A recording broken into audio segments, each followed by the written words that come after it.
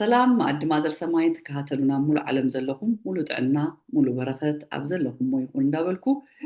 ሎማዓንቲ ኣብነታዊ ዝኾነ ኣገልጋሊ ፓስተር ይስሐቅ ሒዘልኩም መፅእ ኣለኹ በቶ ኣገልግሎቱ ኣዝየ ስለተገረምኩን ስለተባረኩን ናይቲ ኣገልግሎቱ ተኻፋሊት ስለዝኾንኩ ሎማዓንቲ ብዛዕባ ናቱ ሒዘልኩም መፅእ ዘለኹ ፓስተር ይስሐቅ የገልግል ናይርቱ ናይ ባዕሉ ዘገልግለሉ ዝግልገለሉ ማሕበር ኣምላኽ ኣለዎ ካብኡ ወፃኢ ግና ንትግርኛ ተዛረብቲ ንሓርኛ ተዛረብቲ ከምኡን ካልእ ዓሌት እንዳኸደ ኣብ ሰሙን 3 ግዜ ኣነ ኣደይ ይጓስያ እዩ ኣብ ሰሙን 3 ግዜ ድውለላ ኣድላይ እንድሕር ኮይኑ ይኸዳ እና ተገሪመ ካብ ወፃኢ ናባና ከምኡ ጓሲ ክርእ ስለ ዝረኣኽዎ ትግሃነቱ ስካበይ መፅኡ ኦብቪየስሊ ካብ ኣምላኽ እዩ ግን እቲ ግዜ ከመይ ገይሩ ኣጋባጊብዎ ንዝብል ኣውታቲና ዘተክገብር ካልኦት ከአገልገልቲ ካብ ዝትመሃርዎ ነገር ህሉ ኢለ ሓስብ ከምኡን ምእመናን ማለት እዩ ስለዚ እግዚአብሔር ይባረካ ክትብልዎ ደሊ ፓስተር ይስሐቅ እንኳን ደሓን መጻኻ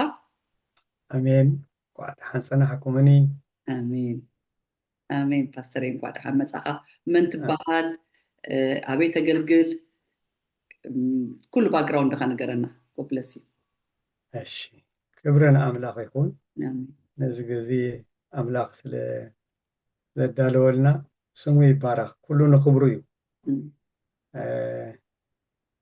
ኣነ ይስሐቅ በሃል ይስሐቅ ባህልቢ ከረን ተወሊደ ከረን ተወሊደ ብንእስነትና ግን ነስመራ መፂና ኣቦና ብንእስነትና እዩ ዓሪፉ ስለዚ በኽሪ ሓውና ነጋሲ ዝበሃል በኽሪ ሓውና እሱ እግዚአብሔር ባርኮ ከምቦ ኮይኑ ብሓቂ ኩሉ ተንከባኺቡ ኣዕቢና ብንእስነትና ከዓ ንአዲስ ኣበባ ስራሕ ስለ ዝረኸበ እሱ ኣዲስ ኣበባ መፂና ካብ ንእስነተይ ኣዲስ ኣበባ ዓብየ እሱ ብጎይታ ስለ ዝነበረ ዳሕራይ እኳ ሙሉእ ግዚኡ ፓስተር ይኮይኑ ነይሩ ኦኬ ብንእስነቱ ይኮነን እቲ ፅውዕት ዝነበሮ ካብ መጀመርታ ጀሚሩ እዩ ዝክር ኣስመራ ከለና ኣኽርያ ኢና ንነብር ነርና ኣስመራ ኣብ ገዛና ናይ ጸሎት ፕሮግራም ነይሩ ኣዝዮም ይተግሁ ነይሮም ብጸሎት ጸሎት ናይ ጸሎት ብጸሎቱን ይሓድሩ ነይሮም 3 መዓልቲ ኮንቲኒየስሊ ጾም ጸሎት ሒዞም ይጽልዩ ነይሮም ብጣዕሚ ይተግሁ ነይሮም እቲ ጽውዒት ካብኡ ነይሩ ኣብቲ ግዜ ጀሚር እዩ ነይሩ እቲ ጽውዒት ግን ነዚ ቤተሰብ እንታይ ክገብሩ ኣምላኽ ኢሉ መንኣሱ ሓፍትና ኣላ ሓዊ ኣለና እሳቶም ተክኡን እሞ ሓላፍነት እሳቶም ተቐቢሎምኒ ኣነ ሙሉእ ግዜ ክበካየ እዩ ዝብል ነይሩ ንኣምላኽ እዚ ኮይኑ ግን እቶም መንኣሱ ሓላፍነት ኣይተቐበሉን ሓላፍነት ኣብ ልዕሊኡ ኮይኑ ስለዚ ንዓና ከዕብየና ልዕሊ ናቱ ብኩሉ መገዲ ተንከባኺቡ ብሓቂ ምንም ከይጎደለና ዕብየና ካብ ንእስነትና ቤተክርስትያን እንዳወሰደ ኣነ ካብ ንእስነተይ ቤተክርስትያን ካብ ሰንደይ ስኩል ጀሚረ መንኣስ ሓወይ እውን ቴድሮስ ባህልቢ በሃል ዶክተር ቴድሮስ ባህልቢ ኣብዚ ከማን ኢንተርቪው ግብርነቱ ፓስተር ሕጂ ኣብ ራሻ ዘሎ እሱ መንኣስ ሓወይ እዩ መንኣስ ሓወይ እዩ እቲ ኣተዓባብያና ከምዚ ዝመስል ብጣዕሚ ጎይታ ድባረኸኩም ናይ ኣምላኽ ፅዋዓ ዘለዎ ፋሚሊ ቅብኣት ናይ ኣምላኽ ዘለዎ ገዛ እዩ ከም ዝበልካኒ ዓባ ሓውኻ ገዛ እንዳገልገለ ከምኡን ንገዛኩም እንዳሰርሐ ገይሩ ስኻኻ ፅዋዓኻ ሒዝካ ተገልግል ኣለኻ ፓስተር ቴድሮስ ብጣዕሚ ባሪኹና ክልተ ፕሮግራም እየ ሰሪሐ ብዛዕባ ናቱ ከመይ ገይሩ እግዚኣብሔር ካብ ዶክተርነት ናብ ፅዋዓ ከመይ ገይሩ መፅዩ ካብ ናይ ድራግ ካብ ናይ ጥፍኣት ካብ ናይ ዓለም ተባሃለ እቲ ጫፍ ዝጠርዙ ከመይ ገይሩ ናብ ጎይታ ኣምፂዎ ኣገልጋሊ ገይርዎ ራሻ ተመሪዑ ኣብ ራሻ ብዓቢ ዘገልግል ዘሎ ኣቦና ብሩኽ ድኾነ እዩ ሰሚዕኹም ትኾኑ ኢኹም እግዚኣብሔር ይባርኩም እሞ ጎይታ ይባርክ ዝፅዋዕ ኣብ ገዛኹም ብኸምኡ እዩ መፅዩ ስለዚ በዝን ጸሎት ስለ ዝበዛሓካ ድዩ እንታይ እዩ እስካብ ክንደዚ በሓው መሊእኻ ነዚ ኩሉ ሰብ ትጓሶ ዘለኻ ካበይ ዛ ሓይሊ መፂቦ እስከ ነገረኒ ፓስተሪ መጀመርያ ከመይ ኢልካ ናብ ጎይታ መፂኻ መጀመርያ ድሕራይ ካ ተሓሒዝካ ኣገልግሎትካ ከመይ ጀሚርካ أوه ከምቲ ዝበልኩ ካብ ሰንደይ ስኩል ኣብ ቤተ ክርስቲያን ዓቢና ሰንደይ ስኩል ኣይንተርፍን ኢና ነርና እቲ ዘምህረና ዝነበረ ሓውና ከዓ ኣብ መወዳእታ ሕቶ ይሓተና እቲ ዘምህረና ትምህርቲ ሕቶ ኣሎ እቲ ሕቶ ዝመለሰ ከረሜላ ወሃቦ ነይሩ ለዚ እታ ከረሜላ ከይትተርፍ ኢለ ነቂሐ የሰምዕ ነይረ ኩሉ ግዜ ከረሜላ ረክብ ነይረ ዳሕራይ ከምዚ ተጊህና ኩሉ ግዜ ሰንደይ ስኩል ንካፈል መሪፅና ንስኻትኩም ናይ ሰንደይ ስኩል ኳየር ኢኹም ኢልና እሞ ኣዚና ተሓጒስና መንኣስ ሓወይ እውን ምሳይ ተመሪፁ ምክንያቱም እሱ እውን ተጊህ ነይሩ ፓስተር ቴድሮስ ካልኦቱን ተመሪፆም እሱ ጊታር እናሃረመልና ኣብቲ ዓብ ኮንግሪጌሽን ክንዝምር ጀሚርና መን ፓስተር ቴድሮስ ወይስ ተዓብ ሓዋ ኣይኮነን እቲ ዘምህረና ዝነበረ ዘምህረና ዝነበረ መምህርና እሱ ጊታር እናሃረመልና ኣብቲ ዓብ ኮንግሪጌሽን ኣብኡ ክንዝምር ጀሚርና ብዙሕ ከይፀንሐ እውን ናይ ኳየር ጋዋን ተሰፊልና እሞ ደስ ኢልና እሱ ከዓ ኣዝዩ ኣበረታቲዕና ፅጋዕ ሕጂ ዝክሮት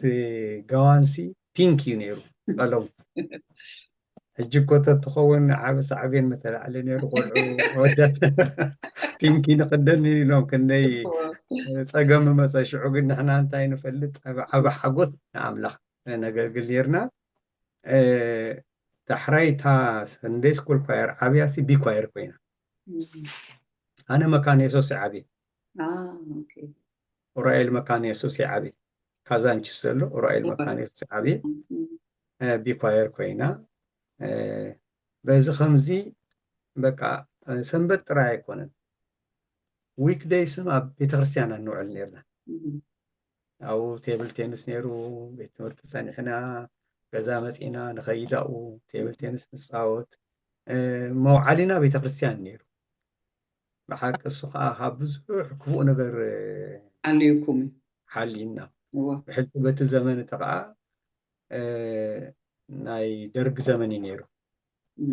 ናይ ደርግ ዘመን እዩ ነይሩ ናይ ኮሙኒስት ስርዓት እዩ ነይሩ እግዚኣብሔር የለን ተባሂሉ ተካሕደሉ ዘመን እዩ ነይሩ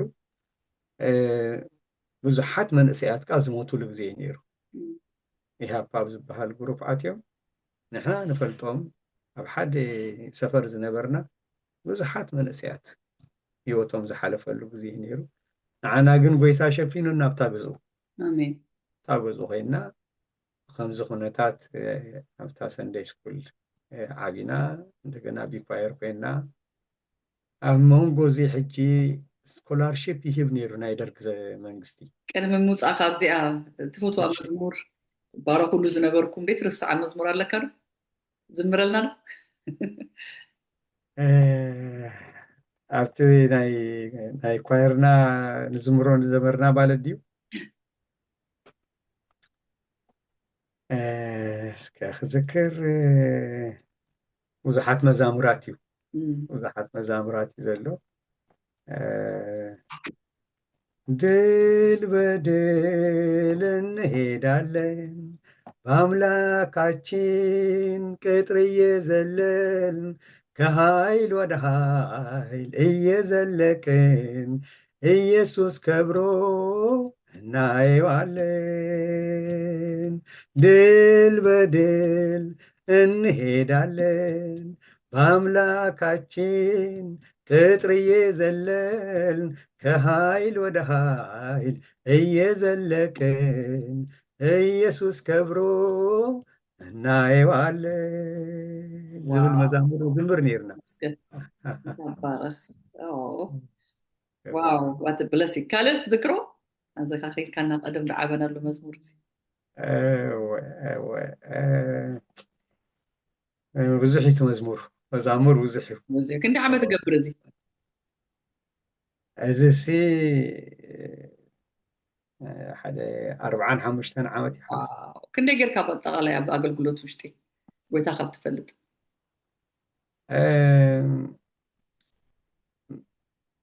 እቲ ኣብ ኣገልግሎት ክንደዚ ዓመት ፀኒሐ ዝብል ብዙሕ ግዜ የፍርሃኒ እዩ ምክንያቱም ኣነ ክንደዚ ዓመት ኣገልጊለ ክብል ከለኹ ጎይታ ኣፕሩቭ ዝገብሮ ድዩ ንሕና 30 ዓመት ኣገልጊልና 40 ዓመት ኣገልጊልና ንብል እሞ የፍርሃኒ እዩ እቲ ምሕረቱ በዚሕልና እዩ ኣብ ቤቱ ዘለና ነገልግሎ ዘለና ሲ ምሕረት ኣምላኽ ስለ ዝበዝሐልና እዩ ጎይታ ባረከ ሜልካ እሞ ናብቲ ኣገልግሎት ኣቴኻ ትሕትናኻ ብጣዕሚ እዩ ዝገርመኒ ብጣዕሚ ኢኻ ትሑት ፓስተር እግዚኣብሔር ይባረካ እሞ ከዓ ክንደዚ ዓመት ኣብ ጎይታ እንድሕር ፀኒሕካ ዩ ሉክ ያንግ እቲ ትሕትናኻ እቲ ምስ ኣምላኽ ምዃንካ ከዓ ፅቡቅ ያድለካ እግዚኣብሔር ይመስገን ፓስተር ክብርና ኣምላኽ ኣሜን ከመይ ጌርካ ናብዚ ጎይታ ከተቀቢልካ ቀባበላኻ ከመይ ጌርካ ናብ ኣገልግሎት ኣቴኻ እቲ ጎይታ ይባርኮ ሓውና ፓስተር ነጋሲ ኣብ ገዛ ኩሉ ግዜ ናይ ጸሎት ፕሮግራም ኣለና ምሸት ጸሊና መጽሓፍ ቅዱስ ኣንቢቡልና መጽሓፍ ቅዱስ ኣንቢሩና ጸሊና ኢና ንድቅስ እዚ መዓልታዊ ነገር እዩ ኩሉ ግዜ ኣብ ገዛና ሓደ ከማን ዝዝከረኒ ሕጂ ምግቢ ክቐርብ ከሎ ጸሊና ጎይታ ስለ ዝሃብካና ተመስገን ባረኸልና ኢልና ኢና ንበልዕ ኣብ ካልእ ቦታ ብዙሕ ቦታ ዘይርኢኮ ግን ኣብ ገዛና ዝነበረሲ በሊዕና ምስ ወዳእና እግዚአብሔር በሊዕና ስለ ዝፀገብና ንመስግነካ ኣለና ኢልና ንመስግን ነርና ክብርና ኣምላኽ በሊዕና ስለ ዝፀገብና ወኣምላኽ ንመስግነካ ኣለና ንብል ነርና እሞ ብሓቂ ምሳሌ ኮይኑ ይዕብይና ሓውና ፓስተር ነጋሲ ምሳሌ ብኩሉ ነገሩ ምሳሌ ኮይኑ ይዕብይና ከምኡ ከዓ ኣዴና ተባረኸት ኣዴያ እሳ ኦርቶዶክስያ ነይራ ኣዴና ኦርቶዶክስያ ነይራ ግን ኣዝያ ንኣምላኽ ትፈርህ ብቕንዕና ትመላለስ እያ ነይራ ዳሕራይ ግን ናተይ ናይ ምዕባይ ሓፍተይ ብርካ ኣዝያ ሓሚማ ብጣዕሚ ቃንዛ ክትፃወሩ ይከኣለትን ሽዑ በቲ ግዜቲ ሪቫይቫል ነይሩ ኣብ ኣዲስ ኣበባ ናይ ፓስተር ዳንኤል መኮንን ዝበሃል ኣብ ኦሎምፒያ ዘሎ መሰረተ ክርስቶስ ቤተክርስትያን ዓብይ ሪቫይቫል እዩ ሓቂ ክብሪ ኣምላኽ ተገልፀሉ እሞ ኣደይ ሒዛታ ከይዳ ንሓፍተይ ከምቲ ናይ ምኩራብ ሓለቃ ኢያኢሮስ ጓሉ ምስ ሓመመት ናብ ጎይታ መፂንታ ጎይታ ርድኣኒ ዝበሎ ናይ ግድን ኮይኑ ናይ ውላድ ነገር ቀሊል ኣይኮነን ሕጂ ተላዒላ ከይዳ ሒዛታ ከይዳ ዝገርም እዩ በታ ዝኸደትላ መዓልቲ ብምግላፅ ተፈዊሳ ሓፍተይ ዋው ተፈዊሳ ባዕላ እናሰጎመት ሙሉእ ጥዕና ረኺባት ተመሊሳ ኣደይ ነዚኣ ርእያ ዳሕራይ ኣብ ኣከባቢና ጎረባብትና ዘለዉ ዝሕሞም ሰባት ኣብ ሓደ ቦታ ሒዘኩም ክኸይድ ኢላ ሒዛ ምኻድ ጀሚራ ሰባት ቤተክርስትያን ሒዛ እቲ ዝረኣኽዎ ኮይኑ ኣምላኽ ይመስገን እቲ ሰምዓቶ ቃል ኣምላኽ ኣዝዩ ልባ ተንኪፍዋ እዝክር ኣብ ኣከባቢና ልሙስ ዝኾነ ሰብ ካብ ገጠር ኣከባቢ ምፅሞ ኣዝማዱ ግን ክልተ እግሩ ልሙስ እዩ ሒዛቶ ከመይ ገይራ ክትከይድ ሒዛቶ ክትከይድ ደልያ ዳሕራይ ግን እናኸደት ብኢየሱስ ክርስቶስ ስም እናበለት ክትጽልየሉ ጀሚራ በዓላ ክትጽልየሉ ጀሚራ ዝገርም እዩ እናሓሾ እጋሮ ኩሉ ተፈዊሱ ደው ይኽኸይ ጀሚሩ አሜን በዚ ምክንያት ኣዴና ተለዊጣ እንታ ኣለዋውጣውን ብጣዕሚ ዝድንሱ ኣለዋውጣ እዩ ሓደ ምሸት ሰባት መፂኦም ገዛና ኳሕኳሕ ኣቢሎም ከፊታቶም ኣሰር ነጋሲ ኣለዎ ዶ ኢሎም ሓቲቶም የለን እንታይ ደሊኹም ኢላቶም ኣብቲ ከባቢና ሓደ ፍሉጥ ስፖርተኛ ግርማቸሩ ዝበሃል ቦዲ ቢልደር ብቴሌቪዥን ከማን ይምህር ነይሩ እዚ ግርማቸሩ ዝበሃል ሽዑ ከማን ናይ ቀበሌና ሊቀመንበር እዩ ነይሩ ግርማቸሩ እታ ሰራሕተኛ ናይ ገዛ ኣውያት ጌራ ነቲ ገዛ በቃ ክትገለባብጦ ጀሚራ ሕጂ ኣሰር ነጋሲ ክጽልያ ኢላ እዩ ሰባት መፂኦም ኣሎ ዶ ዝበልዋ እንታይ ደሊኹም ምስ በለቶም ከምዚ ኮይኑ ኢሎም ነጊሮማ ኣሰር ነጋሲ የለን ኣነ መሳኹም ክኸይድ ኢላ ነፀላዓ ሓሲብካ ምስኦም ትኸይድ ምስኦም ከይዳ ምስ ኣተውት ኣብቲ ገዛ በቃ ታጓል ነቲ ገዛ ትገለባብጦ ኣታ ክፉእ መንፈስ ብኢየሱስ ስም ገንሓካ ኣለኹ ውፃእ ካብዛ ጓል ብኢየሱስ ኣውያት ገይሩ እቲ መንፈስ ኣውያት ገይሩ ዳሕራይ ዙር ተበለት እዚ ቦዲ ቢልደር ብማዕፆ ተሓቢኡ ክሪኣ ኣታ ኣለኻ ዲኻ ንዓባ ንሓግዘን ንዓባ ሓግዘኒ ኢላቶ እቲ ኩሉ ማስል ሒዙ ፈርዩ ብማዕፆ ተሓቢኡ ክሪኣ ኣዴር እያ ጣዕሞ ኣለኹም ዲኹም ንስኹም ንዕባ ርድኡኒ ሰብኣይ ግን ፈሪሁ ዳሕራይ ፓስተር ነጋሲ መፅኡ ኣደይ ከተበለ ከምዚ ኸይዳ ኣለና ኸይዱ ኻሱ ከይዱ ክልቲኦም ኮይኖም ብኢየሱስ ክርስቶስ ውፃእ እንዳበሉ ነቲ ኣጋነት ክገንሕዎ ጀሚሮም ሕጂ ናይ ቀበሌ ሊቀመንበር ስለ ዝነበረ እዚ ኣቶ ግርማቸሩ ዝበሃል ቦዲ ቢልደር እንደ ኣቶ ግርማቸሩ ኣውያት ኮይኑ ተባሂሉ እዞም ናይ ቀበሌ ኣብዮት ጠበቂታት ናይ ቀበሌ ሰራሕተኛታት ኣብ ገዙ መፅኦም እንታይ ተረኺቡ ኢሎም ተመፁ እሳቶም ሕጂ ተሓርትዮም እግዚኣብሔር የለን ዝብሉ እዮም እቲ ኣጋንንቲ ከእውር እዮም ገሪምዎም ኣብ መወዳእታ ፓስተር ነጋስን ኣደይን እንዳገንሕዎ ከለዉ እቲ ኣጋንንቲ ንኮሎኔል መንግስቱ ክፃረፍ ጀሚሩ ሰበብ ከም ፃል ናይ ዝኣጋንንቲ ኣሲረካ ስቕበል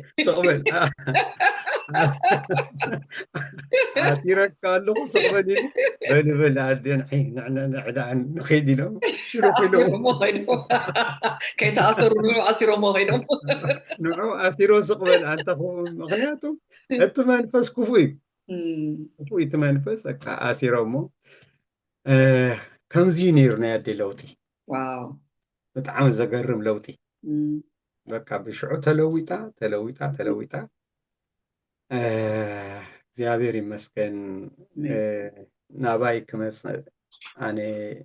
በቲ ግዜቲ ስኮላርሺፕ ይወሃብ ነይሩ ናብ ሶሻሊስት ካንትሪስ በዓል ራሽያ ቼኮስሎቫኪያ ቡልጋሪያ እንደገና ጀርመን ዩክሬን እዚኣተን ሕጂ ስኮላርሺፕ ሂባ ነይረን ኣነ እውን ኣፕላይ ገይረ መብዛሕትኦም ዝኸዱ ስለ ዝነበሩ ኣፕላይ ገይረ ኣፕላይ ክግበር ከሎ ናይ ቀበሌ ናይ መንእሰያት ሓላፋይ እሱ እዩ ፅሒፉ ነቲ ዝፀሓፍዎ ዓሽጎም ይህቡኻ ንዑ ተዓሽጉ ሒዝካ ኢኻ ኣብቲ ከፍተኛ ትኸይድ ናይተን ቀበሌታት ኣካባቢ ዘለዋ ሓላፋይ ከ ኣለዎ ዓሽጎም ሂቦምኒ كيدينة حلفاي هبيو كفيتو أنبيبو تخلكلك خايلني من تاي ليو صغاب أنت خايلني أنت أمنتك تسفح في خايلني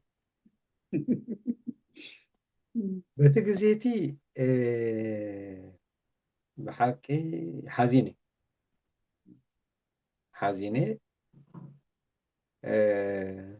تملي نتون الصحافة حتيتيو انت عدل يا بلاش هم يليو تامرات بهالنايت قبلي صحافة يالو سي نجيرنا يلو انت يلو نجيروهم بتجزيتي مفكر زبهال نيرو سلوغان مفكر يودم زبهال برغام أو قبل يتأكيبنا خلنا كومو خبلو خلو أنا يبالكون نمنتاي زي تولم سولين أي راقمني اليوم سلسة معال تأثيره مني أبت قبلي الجنة زي أنا جيروهم سكوبز تأثيره نيرو أي راقمني يلوكو أوز تأثيره نيرو اليوم نازي حيزوم يوم وأنا بينتين أي بينتين منت زاسفح فرح ننقروكو خبريو خبريو جن بتجزيتي زي تصبخو سلسة نبري بقى زي حزيني ببزح ما قد تقاليسي تنقر كخون قنا يكون سلطان زلوم سبات كله الزاربة كمان بتي نعي سلسة معلتي أسيرو منو زنبرو بزي زنبرو نايك أولي لي كمنبر شعو وريدوم نيرو كيدب قوزهم الدلي تبلاشيو اجاهم حقزوني ليو حراي لهم مساي مسيو نتنا من سايات حلفاي نزل الصحافة نو تحبابرو زودنايو ودناي كاثوليكو يتحبابرو يلمو السام حكم إلهم وسيم تودن تايلني كاثوليك تخونكا بنتي تخونكا يهوبا تخونكا بروتستانت تخونكا أي قالني لين بكا زي تسفق رسني وقويتا كابن سنتي جمير أبيت كعبي كاب سندي سكول جمير ناقل قلقوها نعاها زي أمنو زي عد الرخيوة من ناقضو نمنتاي كم زي نقر أبغاني فني إلى أبي تغرسيان تعرف أبي تغرسيان تعرفه أنت معلتي بياسا قص أي خيدي بياسا سنيحة من أس باستر نجاسي نصحات بهالحفتنا الريبا كنتيو قصة الريبا كنتو تحت بياسا يزلو نعتاتهم رئي سلامي لي نجازين كازان خيد قصهم كيدي نصحة حفتي كا عسر تحت دكيم زلو مسوعة عسر تخلتي حسيباني راب عسر تحليلات طويلة اجي بزحد دكيم زلو كيدري أيوم أبغزهم مسكركو جن كابس مراز مسو سجن تسحين سجن زبهالو أبت إن حفتي رخيب أيوم حفتي اللالياتني كابس مراز مسو أقل قلت يوم إلى اللالياتني سلامي ليوم حراي نستوم دك حفتي ناتس عوض خلقو حفتي مسيح عيسى تبلني أبيت روفتا تنسلي ساعتهم إلاتني أي أنا مسيني هو خلقه إليه تنايم هو هطراي زي كونسي قبل بيت تقمت أنا قرالو انتاي أسالتو زي هاب كان أملاخي إليه زي نقرالو بلبي بس مخنياتي فصل زي دلقو إنما يبلتن ورب سني حاتم لي ساق عندنا مسيح ساق بزحق وزسن حيكونن قربينا نسلي نسبلتن حراي إليه حراي كتنقر النخل لا تمجمرتا هيسليني مسؤول كواسي زوري لا نوشاتاتيا بيسوس كريستوس سم كي يصلي خبزا غزا كي وصي لا صلي تمليس عندنا مسحتت سن حراي لي مو مسيسا قرون نصلي لا تم حراي دس بلنا اليوم እግዚአብሔር ባርኮም ሰዓቱን ክንጽልይ ጀሚርና መልእኽቲ መስመፀ لبي مخيخو أبتا غزا حديري غزا يكتكو حونا تسفاين صقين صوم صلوت حيزهم أبتا غزا خصل اليوم زوعلو نيرم حفتين سواعين سرح وفيرو أنا مسألتهم كصلو عيلي إتها مشيت أبتا غزا عند حفتي آتي تريفة نغزا يكتكو أيكتكو نغزا دحراي أبتا غزا ናይ ጸሎት ፕሮግራም ተጀሚሩ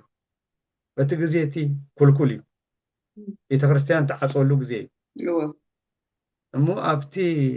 ካንሸሉ ኸ 7 ቤተሰባት ኣለዉ ናይ በይኖም ኣይኮነን ትገዛ 7 ቤተሰባት ኣለዉ ከማን ኣብዮት ጠባቂ ዝበሃል ሰብኣይ ኣብቲ ካንሸሎ ነይሩ ግን ምሸት ኣብቲ ገዛ ፕሮግራም ተጀሚሩ ብዘደንቕ መገዲ ብዙሓት ካብ ክፉእ መናፍስታት ክናገፉ ጀሚሮም ብዙሓት ብመንፈስ ቅዱስ ሓይሊ ክምልኡ ጀሚሮም በቃ ምሸት እትገዛሲ ብሰብ እዩ ዝመልእ ብኸምዚ መገዲ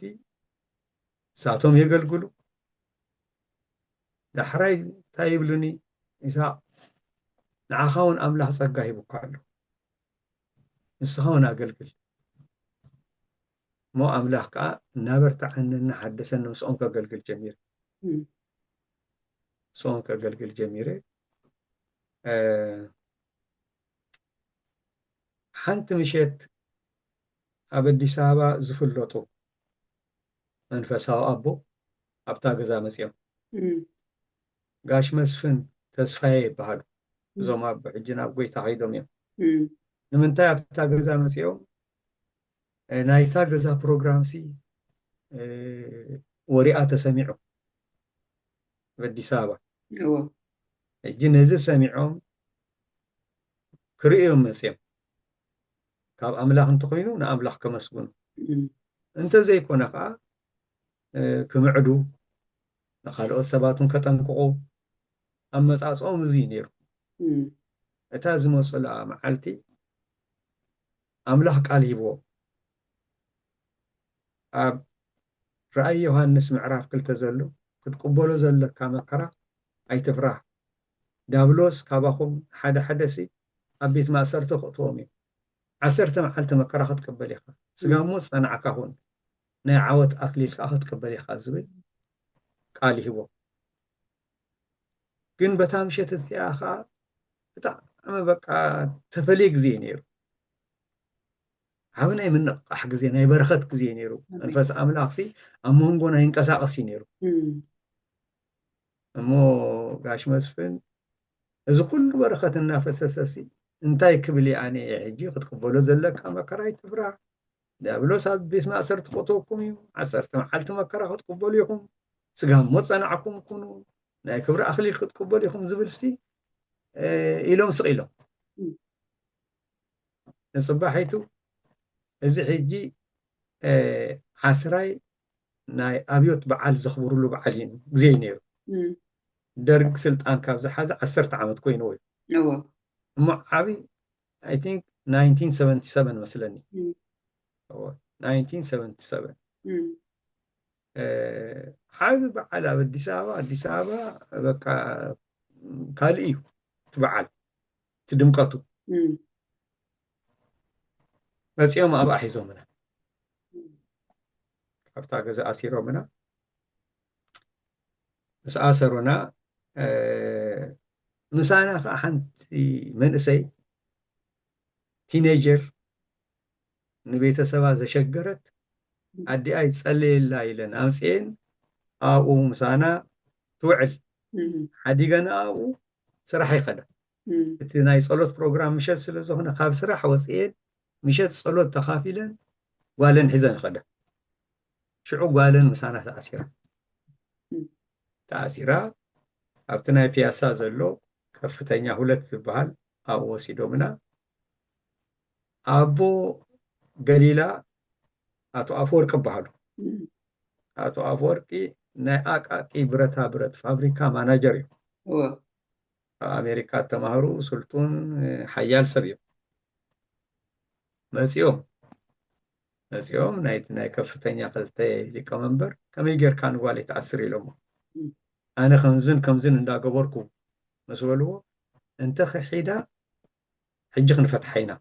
يبلت سواي تصوي عما خمون بحيلن بقطعني مصوي عما ناتن كتكتت كيدا أموداتا زقون نجر تزاراري بوم بإنجليزية عاويلهم كتصارفوا جميرهم عاويلهم الناس تصارفوا خابتغان شلو وسيم نحنا مسينا انتهد أخون كتبلنايا كحدي زبلا نزل أنا أي كحدني له تقرم وقايو تينيجر أشجرا تباهلو نسألو تزمسات قال أي كحدني له كيف تخدنا بلنا تمليسهم مسيهم عندنا بقطعة مسموسون نحنا رحقنا خيرنا حجون كحد يوم لهم أي كحدني له بقطعة خيدو كابو جان ميدا زلو قدامي عند بوليس زبحالالو أو جان ميدا أو سيدومنا أو مسوسدونا نتن دقنستيو زأسرالو بوتا أو تيومن أنا قا تبعتيو زأسرالو عبد درش أو تيومنا ومساعتنا بحق موقس زلو مسابات نابانا مسيوم سي بقويتا ديكم يلومنا هو بقويتاينا الله كبرنا عملاقهم دقي كموصيوم إلو قويتا تزاري والناس نصبيكم نيرنا يلومنا تنسينا موجههم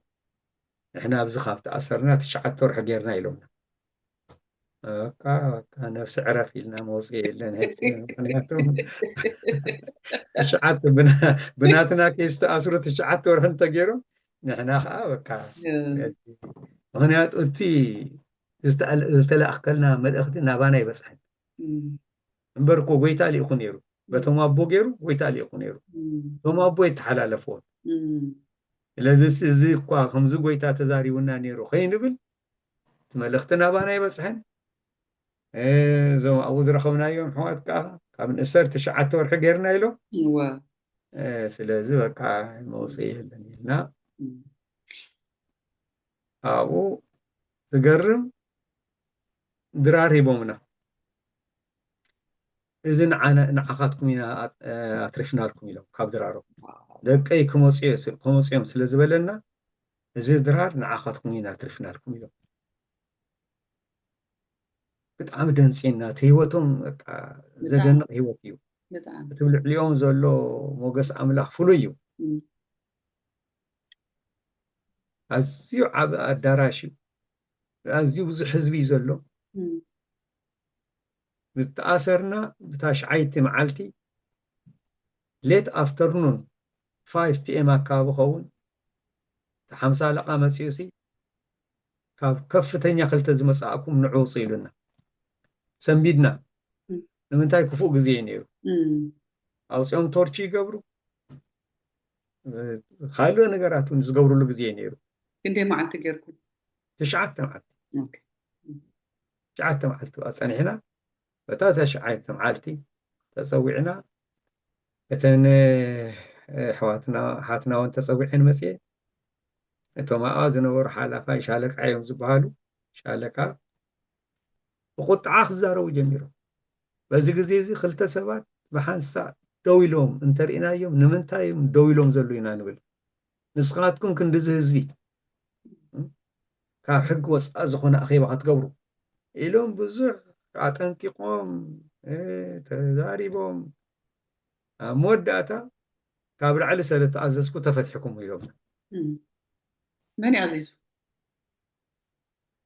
بتقزيتي ناي جنرال تسفاي قبر خيدان زبهالو حبيب عال سلطان نيرو ازوم ابو قليلا اتو افورقي نعوم فلطومي دويلوم وليت اسيرا لحد نقر قبر اللي يبلو كابيا تاسيرا ابيا زلايلو تي جنرال حتت كاب كفتنيا خلتي اب قداماي بوليس ابيا او يا زلا تي جنرال يدول نزوم شالكا قليلا فتحياكو ኢሉ ኣዚዞም ነይሩ ተትኾን ገሊላ ጥራይ ተፀዊዓ ወፃት ነይራ ካብ ፍተኛ ክልተ ዝተኣስሩ ፍትሓዮም ኩልና ተፈቲና ምክንያቱ ኣምላኽ እኮ 10 መዓልቲ መከራ ክትቅበሉ ኢኹም ዝብል ቃል እኮ ይኹልና ነይሩ ኣባና ድ ኣይበፅሐን እምበር እሞ ዳእታ ተፈቲሕና ንኣምላኽ ኣዚና መስጊና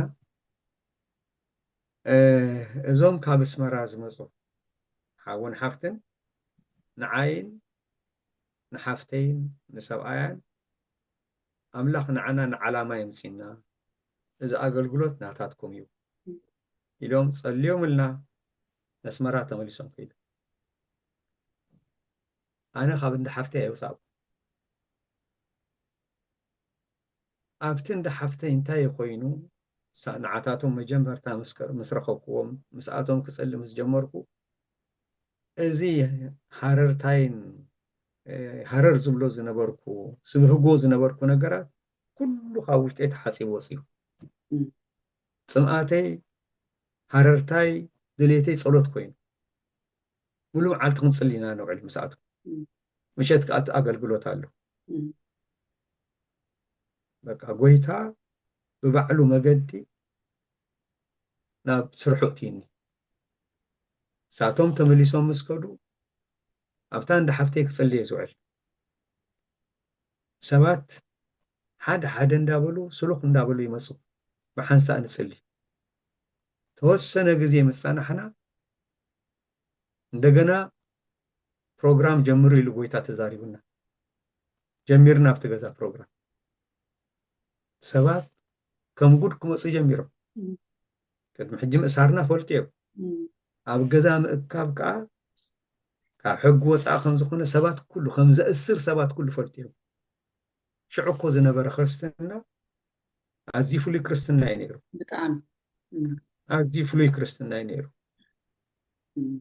ንጎይታ እንተተፈልዩ ሰብ ንጎይታ ተፈልዩ ምክንያቱ ማእሰርቲ ከም ዘሎ መከራ ከም ዘሎ ፍሉጥ እዩ ከም ተኣሰርና እናፈለጡ ምሸት ምሸት ኣዝዩ ብዙሓት ሰባት ክመፁ ጀሚሮም ቀፂልና ፕሮግራም ኣምላኽ ቀፅሉ ስለ ዝበለና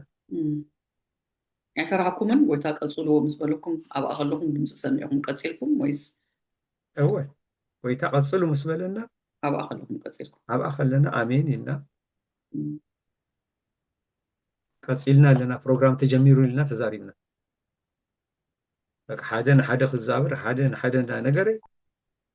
ብዙሓት ሰባት ክመፁ ጀሚሮም ምሸት ምሸት እቲ ፕሮግራም ዝግበር ቀትሪ ኣነ ኣብይ ዝውዕል ኣብቲ ገዛ ቀትሪ እውን ምሳይ ክጽልዩ ዝደልዩ ሰባት መፅኦም ንጽሊ ተወሰነ ግዜ እዚ ኣገልግሎት ቀፂሉ እንደገና መፅኦም ኣሲሮም ንኻልኣይ ግዜ ተወሰኑ ብዋሕስ ፈቲሖሞም የተወሰና ማእከላዊ እትዮምና ድሕሪ ክንደይ ግዜ ተኣሲርኩም ጸሎት ጎይታ ጀምሩ ኢልኩም ጀመርኩም ሕጂ ብርክፅ እቲ ግዜ ኣይዝክሮን እየ ድሕሪ ክንደይ ግዜ ከም ዝኾነ ክንደይ ዓመት ወይስ ወርሒ ኣዋርሒ ዝኸውን እንደገና መፅኦም ሒዞምና እቲ ማእከላዊ ዝበሃል ብጣዕሚ ከቢድ ቤት ማእሰርቲ እዩ ከቢድ ፖለቲከኛታት ዝእሰሩ ላዕላይን ታሕታይን ዝበሃል ገዛ ኣሎ ፍርቅና ኣብ ላዕላይ ንገሊኦም ኣብ ላዕላይ ንሕና ኣብ ታሕታይ ነርና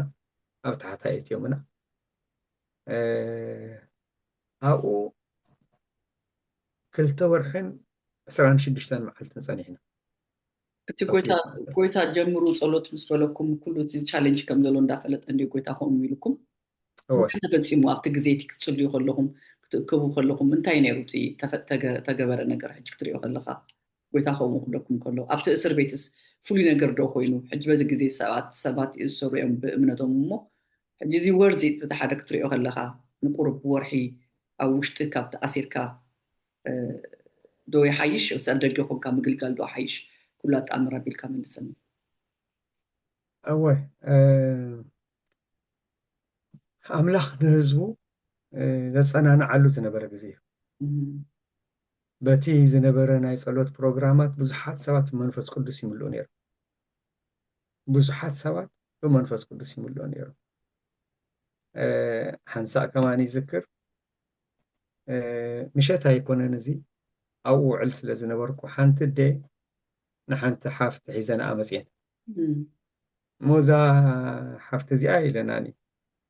ውላድ ኣለዋ እቲ ወዳ ከዓ ክልተ እግሩ ካብ ትሕቲ ብርኩ ቆሲሉ ኣሎ ክጽልየሉ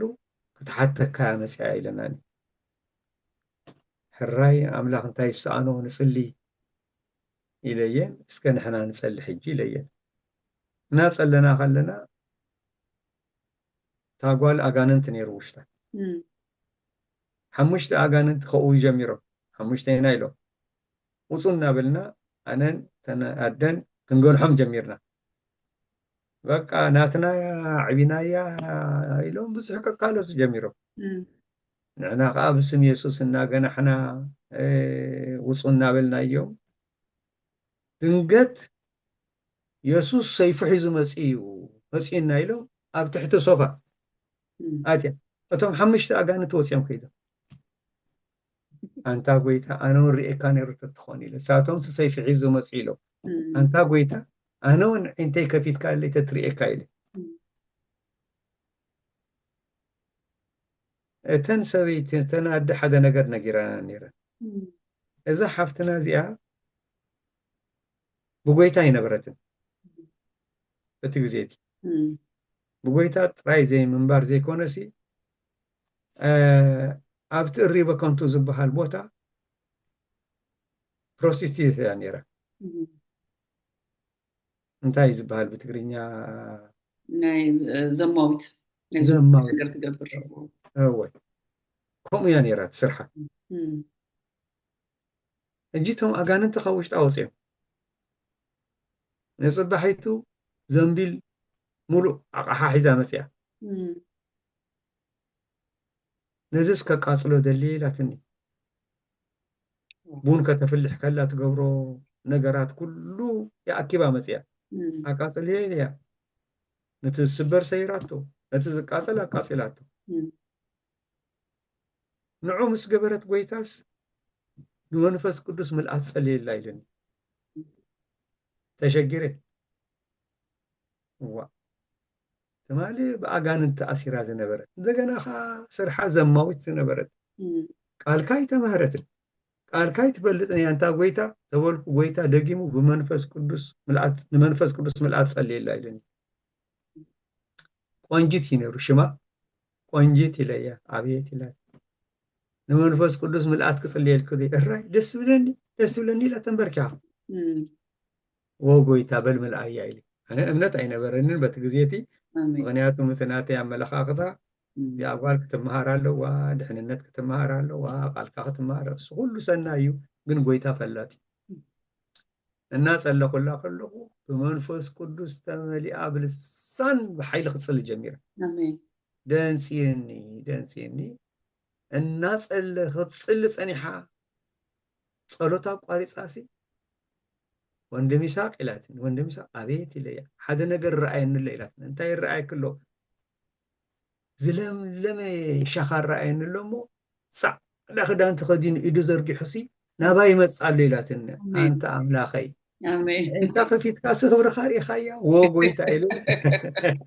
ኣነ ንመንፈስ ቅዱስ ምልኣት ከመይ ገይረ ክጽልየላ ዝበልኩ ራእይት ጀሚራሳ ጎይታ ግን እንታ ከፊቱ በቃ ክብሩ ርኢዋ ኣሜን ተለዊጣ ዝገርም እዩ እቲ ወዳ ካብ ብርኩ ንታሕቲ ተፈዊሱ ክተግሩ ኣሜን ተፈዊሱ እግዚአብሔር ሰናይ ኣምላኽ እዩ ብሓቂ ዓቢ ኣብ እስር ቤት ክንደይ ገርኩም ኣብ እስር ቤት ውሽጢ 2 ወርሕን 26 መዓልቲ ብዙሕ ሰብ ደው ነይሮም ኣብቲ እስር ቤት ውሽጢ ብጣዕሚ ብዙሓት ሰባት ፖለቲከኛታት እዮም እቲ ንሓድረሉ ዝነበረ ክፍለ ኸማን በቃ ብሰብ ተመልአ እዩ ኣብ ፍርናሽና ንድቅስ ግን ፓክዲ ኣብኡ ግን ጎይታ ንዓና ሞገስ ይውና ኣብቲ ቤት ማእሰርቲ ኣብኡ ስንቂ ክመፀልኮ ከሎ ናተይ ዝበሃል ስንቂ የለን ኩልኻ ምክንያቱም ስንቂ ዘይመፀሎም ስለ ዘለው ሼር ገርካ ትምገብ نحنا خابزاتنا لا معلت جميلنا بصوم صلاتنا نيرنا أيتتون كفلهم أبصوم يوم زلوا يلوم اتناتنا يتنكفون يوم نير مو أبدا أنا زحادر اللوز نوركو خف الحجي بأسم الساعة وسوات نيرو نياتهم بقع عيرون يلن سلي لهم نير يديس عنا سلي لهم نير بيت ما سرت يديس عنا سلي لهم نير حدا مسانات أسرع حاوناسي كما يجرو خمسة أتوا أي فلتن إذا أنا إشتي ملئت مصحف قدس حيزاتي تفتشنا كويناتنا موداتا مصحف قدس حيزاتي اللي خويلنا قريبنا يجي أب كفلنا خوينا أب تفرناش بركنا عصيفنا لتقابي أب رأسنا خمس جيرنا مصحف قدس هنا نبب إندام بمنا خلنا أبي كم زلا سلزفلت عاد حاو مسيو ودي كادو بالتا مصحف قدس عينا قارص عنينا تا مصحف قدس مخنياتهم سب مسيو ودي كادو خلنا كم أنا بلنا تا مصحف قدس نبب قرمي لني أبغى خوفي له زين بمنا يسحجي قال سمسيو قد ما محتاط ونتا مصحف قدس ننبب نيرنامو بحقي እግዚአብሔር ሞገስ ኮይነና ነይሩት አሜን ናይ ቃሉ ናይ ምንባብ ሪቫይቫል ኮይንኩም ኣው ማለት እዩ ከመይ ናብዚ ኣገልግሎት ከምዚ ኢልካ ኣቲኻ ፓስተር ኮይንካ ከመይ ጌርካ ኣብ ፓስተርነት ኣቲኻ ራቢልካ ግለፀልኝ እወይ ከምታ ዝነገርኩ ኸይ እታ ምሸት እቲኣ እንደ ሓፍተይ ቶም ካብ ኣስመራ ዝመፁ ሓውን ሓፍትን ምስኦም ክፅሊ እሳይ ኣታ ተርኒንግ ፖይንት ናተይ ናይ ሂወተይ በቃ ኣብኣ ተለዊጣ ኣብኣ ተለዊጣ ወይታ ባረኽ ኣብዚ ዓዲ እንግሊዝ እዚ ኣገልግሎትካ ክትጅምር ከለኻ ከመይ ኢልካ ጀሚርካ ኣብ ትልቁ ቸርች ኢና ንብሎ ናይ ኢትዮጵያ ዓዲ እንግሊዝ ቀዳሞት ቸርች ዝጀመሩ ኣብኡ ኢኻ ፓስተር ኮይንካ ተገልግል ነርካ ከመይ ኢልካ ጀሚርካ ኣብኡ ዘለኻዮስ ከመይ ኢልካ ጀሚርካ እድሚኡ ኣብቲ ቤት ማእሰርቲ ከለኹ ክልተ ሕልሚ ርኤ ክልተ ሕልሚ ርኤ እቲ ሕልሚ ዝርኤኽዎ ሕጂ በዓልቲ ቤተይ ሰበይተይ ስለ ዝኾነት እየርኤ ክልተ ግዜ ምስ ርኤኹ ግን እንታይ እዩ እዚ ነገር እዚ ምክንያቱም ምንም ፍልጥ የብልናን ኣብቲ ናይ ጸሎት ገዛ ትመፅእ ነይራ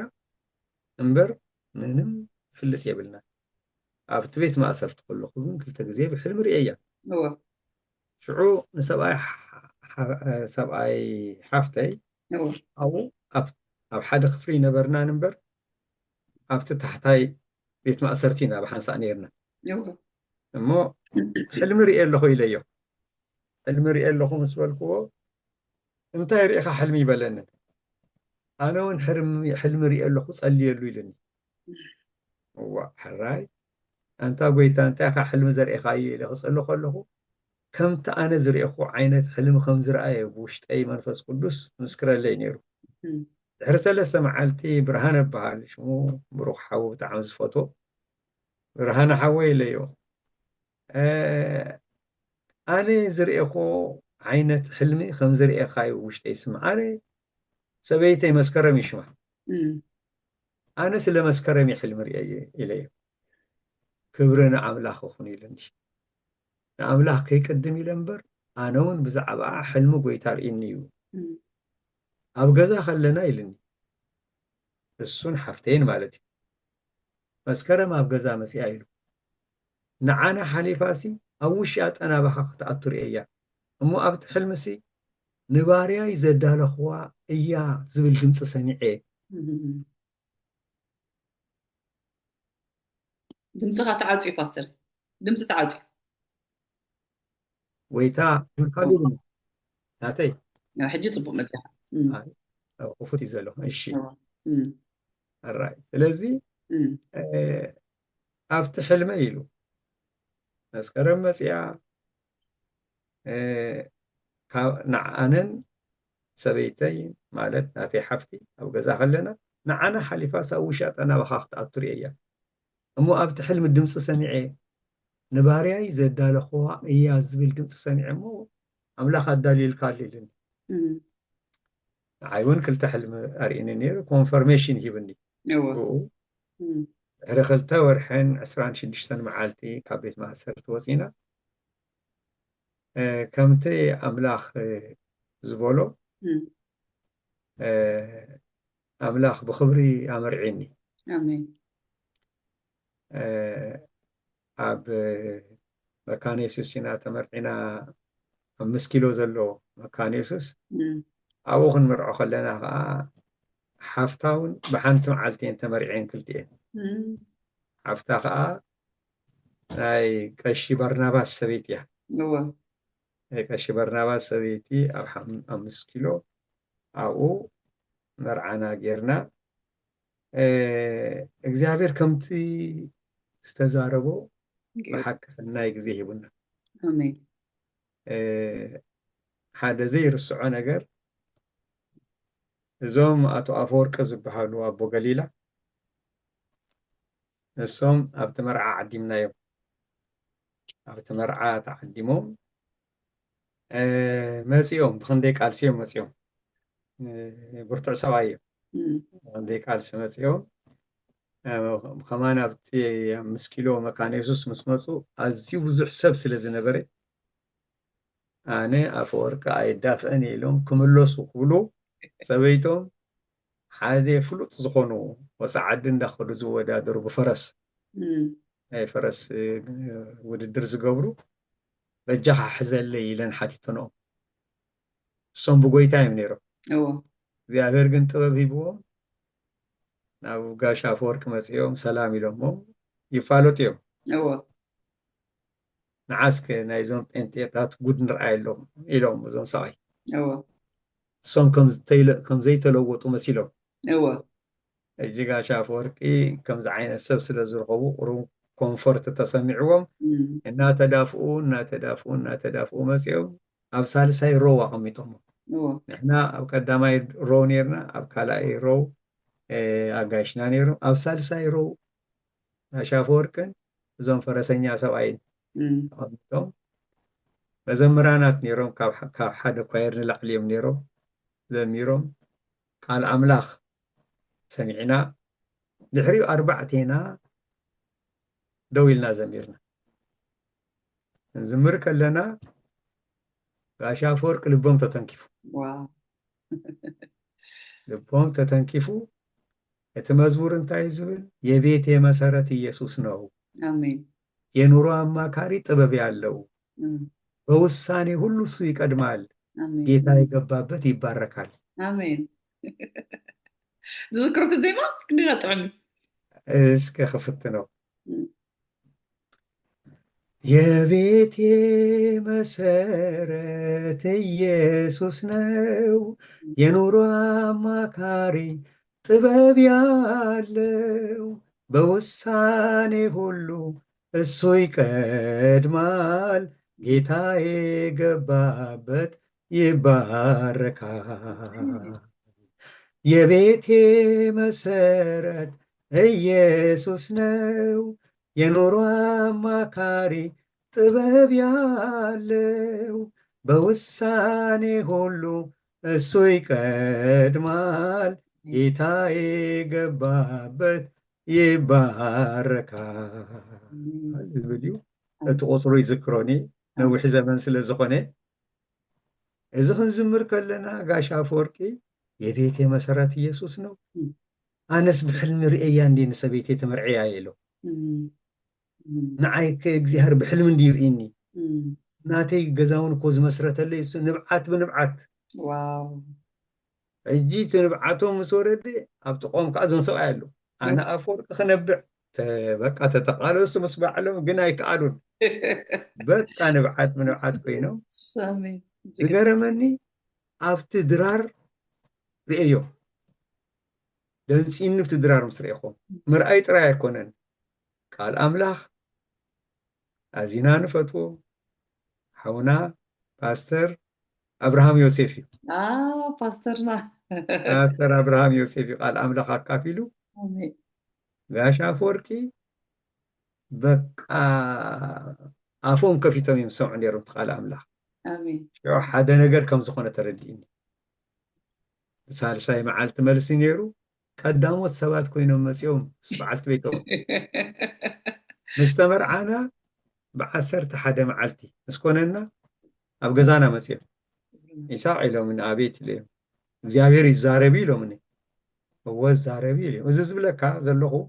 ሰይጣን በዚ እዝነይ ስለ ዝዛረበኒ ሰይጣን እንተተዛሪቡ እግዚኣብሔርን ዝዛረብን ኢሉ ወይ ስለ ዝፈርሆሙን ብዙሕ ዘረባ ይብዛሕኩን እወ ዛረብ ኣምላኽ ድሕሪኡ በብመዓልቱ እናመፁ ብሓንሳእ ንፅሊ ነርና ክብርና ብዘደንቕ ኩነታት ሂወቶም ተለዊጡ ይገርም በታ ዝሰምዕዋ መዝሙር ይገርም ብዘደንቕ ኩነታት እግዚአብሔር ክብሩ ንዑ ሂወቶም ተለዊጡ አሜን እዚ ሕጂ ዝተመርዓና እግዚአብሔር ኣምላኽ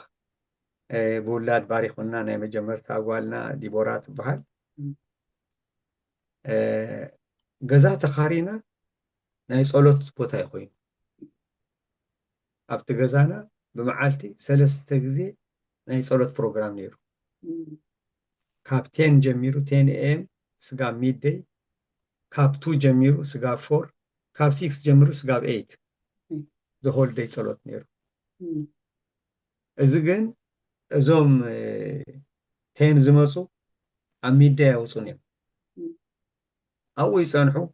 ታገዛ ኩን እሽተያ ኣብኣ ተጻቢብና ክንጽሊና ንውዕል ነይሩ እዚ ሕጂ ኩልኩል ነይሩ ግን ፍቃድ ኣምላኽ ስለ ዝኾነ በቃ ሙሉእ ሰሙን ይጸሎት ነይሩ ሙሉእ ሰሙን ኣብኡ ክንጽሊ ንውዕል ኣብ መንጎ እዚ በዓልቲ ቤተይ መስከረምን ዲቦራ ጓለይን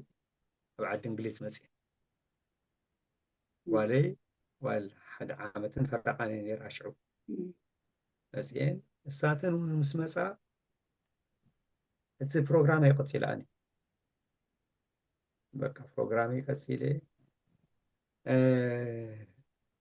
እቶም እናመፁ ዝፅልዩ ሰባት ሓደ ሕቶ ደጋጊሞም ይሓትኑ ነይሩ መዓሲኻ ኣብ ሰበይትኻ ናብ ጓልካ እንትኸይድ እንዳበሉ እዮም ዝሓትኑ ነይሩ ኣምላኽ ኣብ ዝበሎ ግዜ ምክንያቱም በቲ ግዜ ፓስፖርት ኣይነበረናን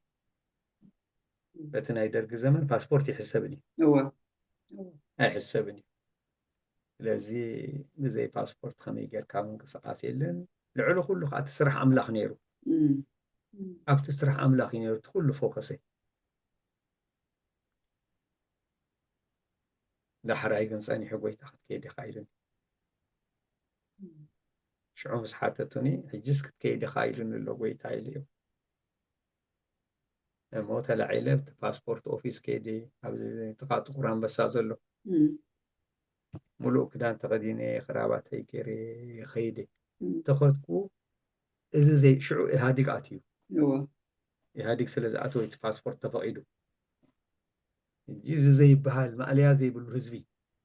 ፓስፖርት ከውፅእ ኣነ ናብኡ ከይደ ተሰሪዐ እሞ ወዳእታይ ተሰሪዐ እሞ ፅቡቕ ስለ ተኸደንኩ ኣብኡ ዘለው ናይቲ ሰፈር ዘለው እዞም መንእሰያት መፂኦም ቦታ ትደሊ ዲኻ ኢሎም ይሓቱ ምክንያቱም እምኒ የቐምጡ እሞ እዚ ናተይ ኢሎም እቲ ዘቐመጥዎ እምኒ ናተይ እዮም ዝብሉ ዝዛረቦም ሰብ የለን ቁርትዓት እዮም ደልየ እንተልካዮም ገንዘብ ትቦም ኣብቲ ቅድሚት እቲ እምኒ ልዒሎም ኣብዚ እተብሉኻ ኣይ ኣነ ይደልኒ የለዮ እቲ ፀሓይ ግን በርቲዕኒ ነይሩ ብሓቂ ምክንያቱም ካብ ገዛ ይንወፅን ኢና ነርና ግን ኣብኡ ኮይነ ንጎይታ ይመስግን ነይረ ጎይታ ፓስፖርት ክሓትት ኣብዚ ምምፃእ የመስግነካ ኣለኹ እንዳበሉ ኣብ መወዳእታ እቲ ሰልፊ እንታይ ከም ተፈጥሮ ይፍለጥን ተበፅቢፁ ፖሊስ መፅኦም ብክንደይ ጭንቂ መስመራት ሒዞም መስመር ከትሕዝዎ ከሉ ኣብቲ ቅድሚት ኣካባቢ በፂሕኒ ዋይ ጎይታ ተመስገን ንስኻስ ብኩሉ መገዲ ለካ ኢለ እቲ ማዕፆ ምስ ተኸፍተ ሓደ ነገር ሰሚዐ ለካ እዞም ኩሎም አው ተሰሪዖም ዝነበሩ ሕጂ ፓስፖርት ንምውፃእ ኩሉ ሰብ ስለ ተፈቅደሉ ሽምኩም ተመዝገቡ ተባሂሉ እዩ ሽም ተመዝጊቡ እዚኣቶም አው ዝነበሩ በዚ መዓልቲ ክትመፁ ትኽእሉ ኢኹም ተባሂሎም ናይ ሽም ሊስቶም ወፂሉ ኣነ ነዚ ይፈልጥኒ ነዚ ምስ ሰማዕኩ ጎይታ ተመስገን ኢለ ተመስገን ኢለብት ካንሸሎ ኣቴሲ እናዞርኩ ነቲ ኦፊሳት እናዞርኩ ይርዮ ሓደ ኦፊስ ምስ ረኣኹሲ ኣብቲ ኦፊስ ኣፍ ደጊ እንታይ ተጻሒፉሉ ካብ 40 ዓመት ንላዕሊ ዝኾኖም ብዕለቱ በቲ ዝመፅሉ መዓልቲ ዝተናገዱ ዝብል ኩሉ ግዜ ኣለዎ ግን ዕድሜኻ ካብ 40 ዓመት ንላዕሊ ክኸውን ኣለዎ ኣብኡ ኣትየ ኮፍ ኢለ ኮፍ ምስ በልኩ ዓበይቲ ሰባት እዮም ነይሮም ኣብኡ ኣብ ቅድሚኡ እንዳመፁ የዛርቦም እቲ ሰብኣይ ሆነ ወረቐት ፅሒፉ ኣብቲ ክፍሊ ኺዱ ይብሎ ናተይ ተራ በፂሑ ቅድሚኡ ምስ በፅሓኹ ብጣዕሚ ተቆጢዑ ኣንበብካ እንዲ ኸይልኒ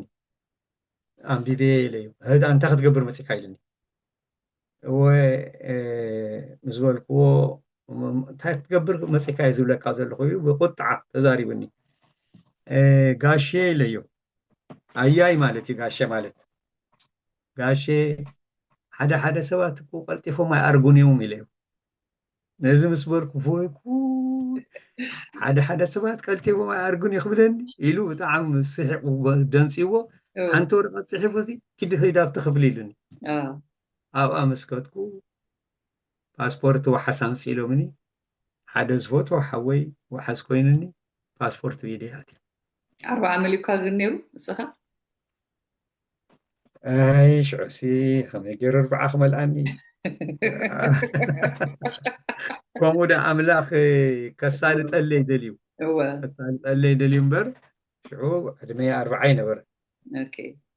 40 ይነበረ እንታ ፓስፖርት ቪድያት ነጊረዮም ነቶም ብሓንሳእ ንፀሊ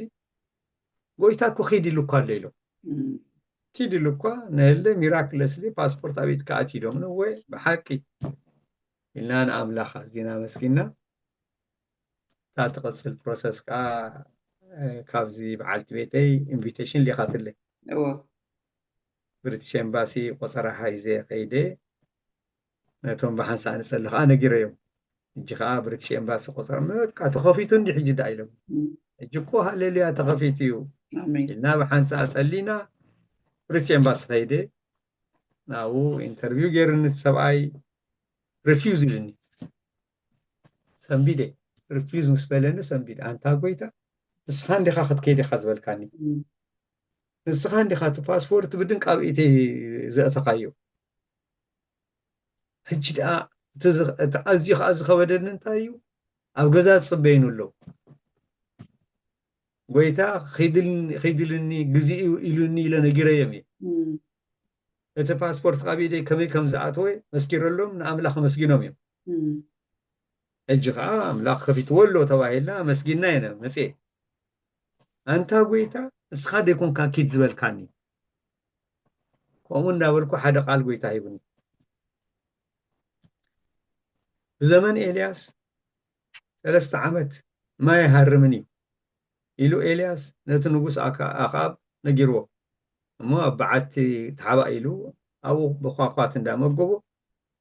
ኣብቲ ጥቃ በዓቲ ዘላ ቐርባ ካብኣ ማይ እንዳሰተየ ኣብኣ ተቐሚጡ ነይሩ እሞ ወዳእታ ማይ ስለዘይዘነበ እታ ሩባ ነፀፈት ብል እዚ ነፀፈት ኣብ ሰራብታ ኸይድ ኣብኣ ትምግበካ ከዓ ኣዳልየ ኣለኹ ኢሉ ኣብኣ ኸይዱ ከዓ ንስታ ሰበይቲ ኣብኣ ክምገብ ጀሚሩ እታ ዕሟኽ ትኸውን ሓርጭን ዘይትን ኣምላኽ ባሪኽዎ ንዓ ሰንኪተሲ ምስ ወደይ በሊዕናያ ክንሞት ኢና ኢላቶ ኣቐዲምክ ንዓይ ሰንኪትኪ ኣምፅለይ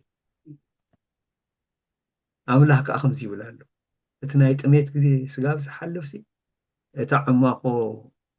ሕሩጭ ኣይትውዳእን እያ እታ ዘይቱን ካብ ዕትሮ ይትውዳእን እያ ብለክሎ እታ ሰበይቲ እስራኤላዊት እኮ ይነበረትን ዝገርም እዩ ኣሚናሲ ኣቐዲማ ንዑ ሰንኪታ ምፅኣትሉ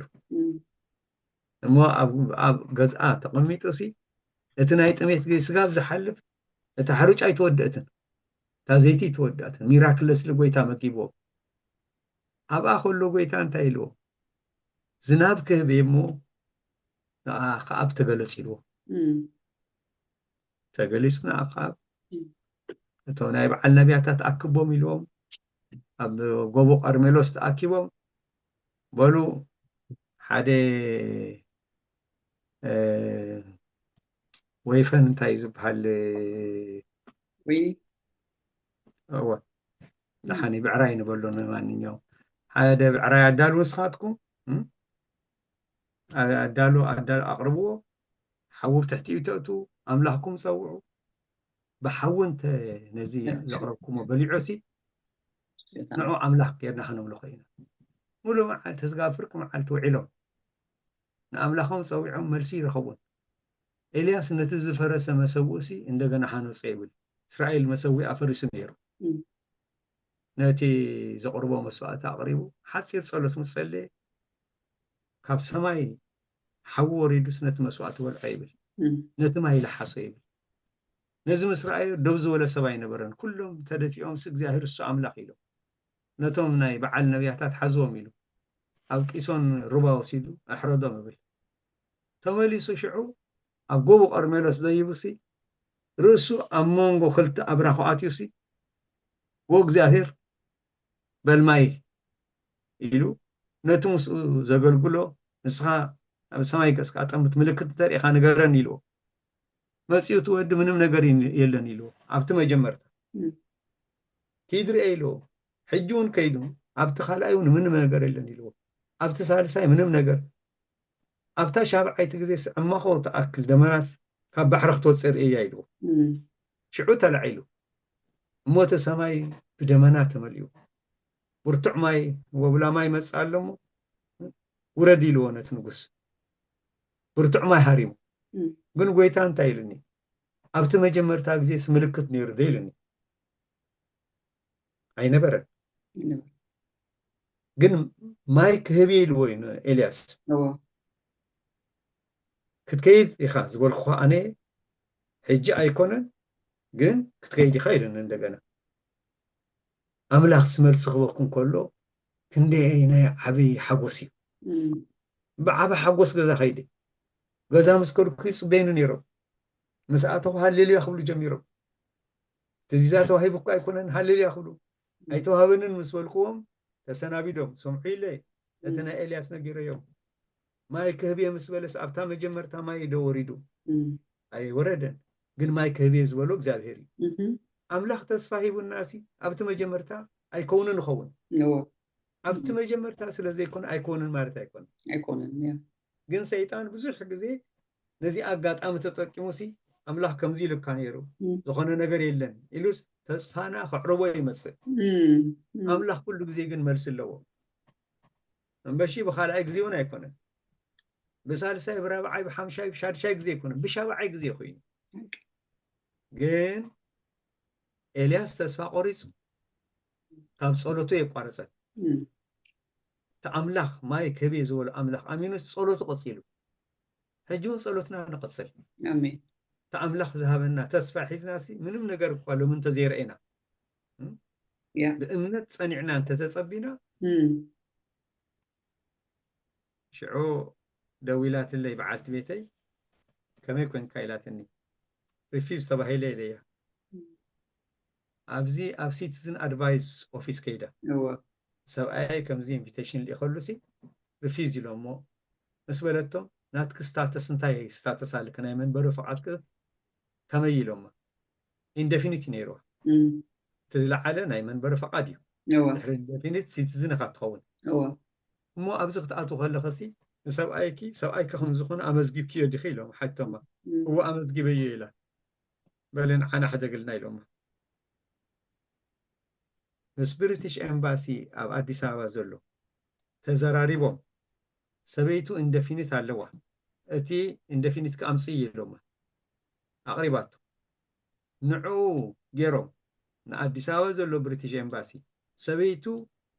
نايسا هلب سبيتي indefinite علوا السوق أزمة سلقوا بؤيهم ኢሎም ነጊሮሞ ኣብ ኤምባሲ ተፀውዐ ኢንደፊኒት ይቦምን ዋው ኣነሰና ገይሩልካ ገናኡ ከለካ ይገርም እንኳዕ ናይ መጀመርታ ሪፊዝ ተባሃለ ኣምላኽ ፈላጢ ሓቂ ኣምላኽ ፈላጢ ሕራይ ተላዒለ ኣብዚ ዓዲ መፅአ ኣብዚ ምስ መፃእኩ ሰባት ገዛ እንዳመፁ እንኳዕ ሓጎሰ ክኽብልዋ ጀሚሮም ንዓይ እውን ክሪኡ ጀሚሮም ገዛ ክመፅእ ከሎ ብሓንሳእ ንጎይታ ነመስግን ኣሜን ስለ ብሓንሳእ ኣሕራይ ቤተክርስትያን እውን ክኸይድ ጀሚረ ቤተክርስትያን ምስ ከድኩ እቶም ናይ ቤተክርስትያን መራሕቲ ኣገልጋላይ ከም ዝኾንኩ ሰሚዖም ፀዊዖምኒ ኣብዚ ገልግለና ኢሎምኒ ሙሉእ ግዜ ካይብካ ፉል ታይም ኣብዚ ኣገልግለና ኢሎምኒ ፍቓድ ኣምላኽ ስለ ዝነበረ በዚ ምክንያት ኣብታ ቤተክርስትያን ናይ ሙሉእ ግዜ ኣገልጋላይ ኮይነ 1995 እታ ቸርች ካብቲ ጅምር ክንደይ ዓመት ገይራላ ማለት እዩ ነዊሕ ግዜ እዩ ነዊሕ ግዜ እዩ ኣነ 1995 እዩ ሙሉእ ግዜ እዩ ኣብታ ቤተክርስትያን ከገልግል ዝጀመርኩ ኣብኡ ከለካ ኣብዚ ናይ ኣገልግሎትካ ግዜ ከቢድ ግዜ ዘሕለፍካዮ እንታይ እዩ ነይሩ ኦብቪየስሊ ካብቲ ዝነበርካዮ ማሕበር ወፂኻ ሕዚ ዘለኻዮ ኢኻ ኣብኡ ከለካ ውሽጢ ከይኣተኻ እግዚኣብሔር እንታይ ተኣምራት ገይሩልካ ከቢድ ትብሎስ እንታይ እዩ ነይሩ ንዓኻ ኣብዚ ኩሉ ግዜ ሰብ ከገልግል ከሎስ ከም ዝትነግረና ዘለካ ኩሉ ብፅቡቅ ኣይኮነ እንዳሓልፍ እንደይ መከራ ሰብ ይሓልፍ እዩ እሞ ኣብዚ ዓዲ ኣብ ኣገልግሎትካ ኣነ ንሪኤካ ስለ ዝነበርኩ ከመይ ሰጊርካዮ እቲ ዝነበረ ብድሆ እስኻስ ካብዚ እንታይ ተማሂርካ እወ ኣብታ ዝነበርኩዋ ቤተክርስትያን 22 ዓመት የገልግለ ብፀጋ ኣምላኽ ክብሪ ንስሙ ይኹን ኣሜን ብፍፁም ምስምማዕ ብፍፁም ፍቕሪ እየ ኣብቲ ቤተክርስትያን ዘገልግል ነይረ ግን ኣብ ሓደ እዋን ሰይጣን ዕድል ረኺቡ እትብል ዝሓሸ ይመስለኒ ሰይጣን ዕድል ረኺቡ ሲ ነታ ቤተክርስትያን ከናውፃ ጀሚሩ ዘይኮነ ኣካይዳ ክኸይድ ተጀሚሩ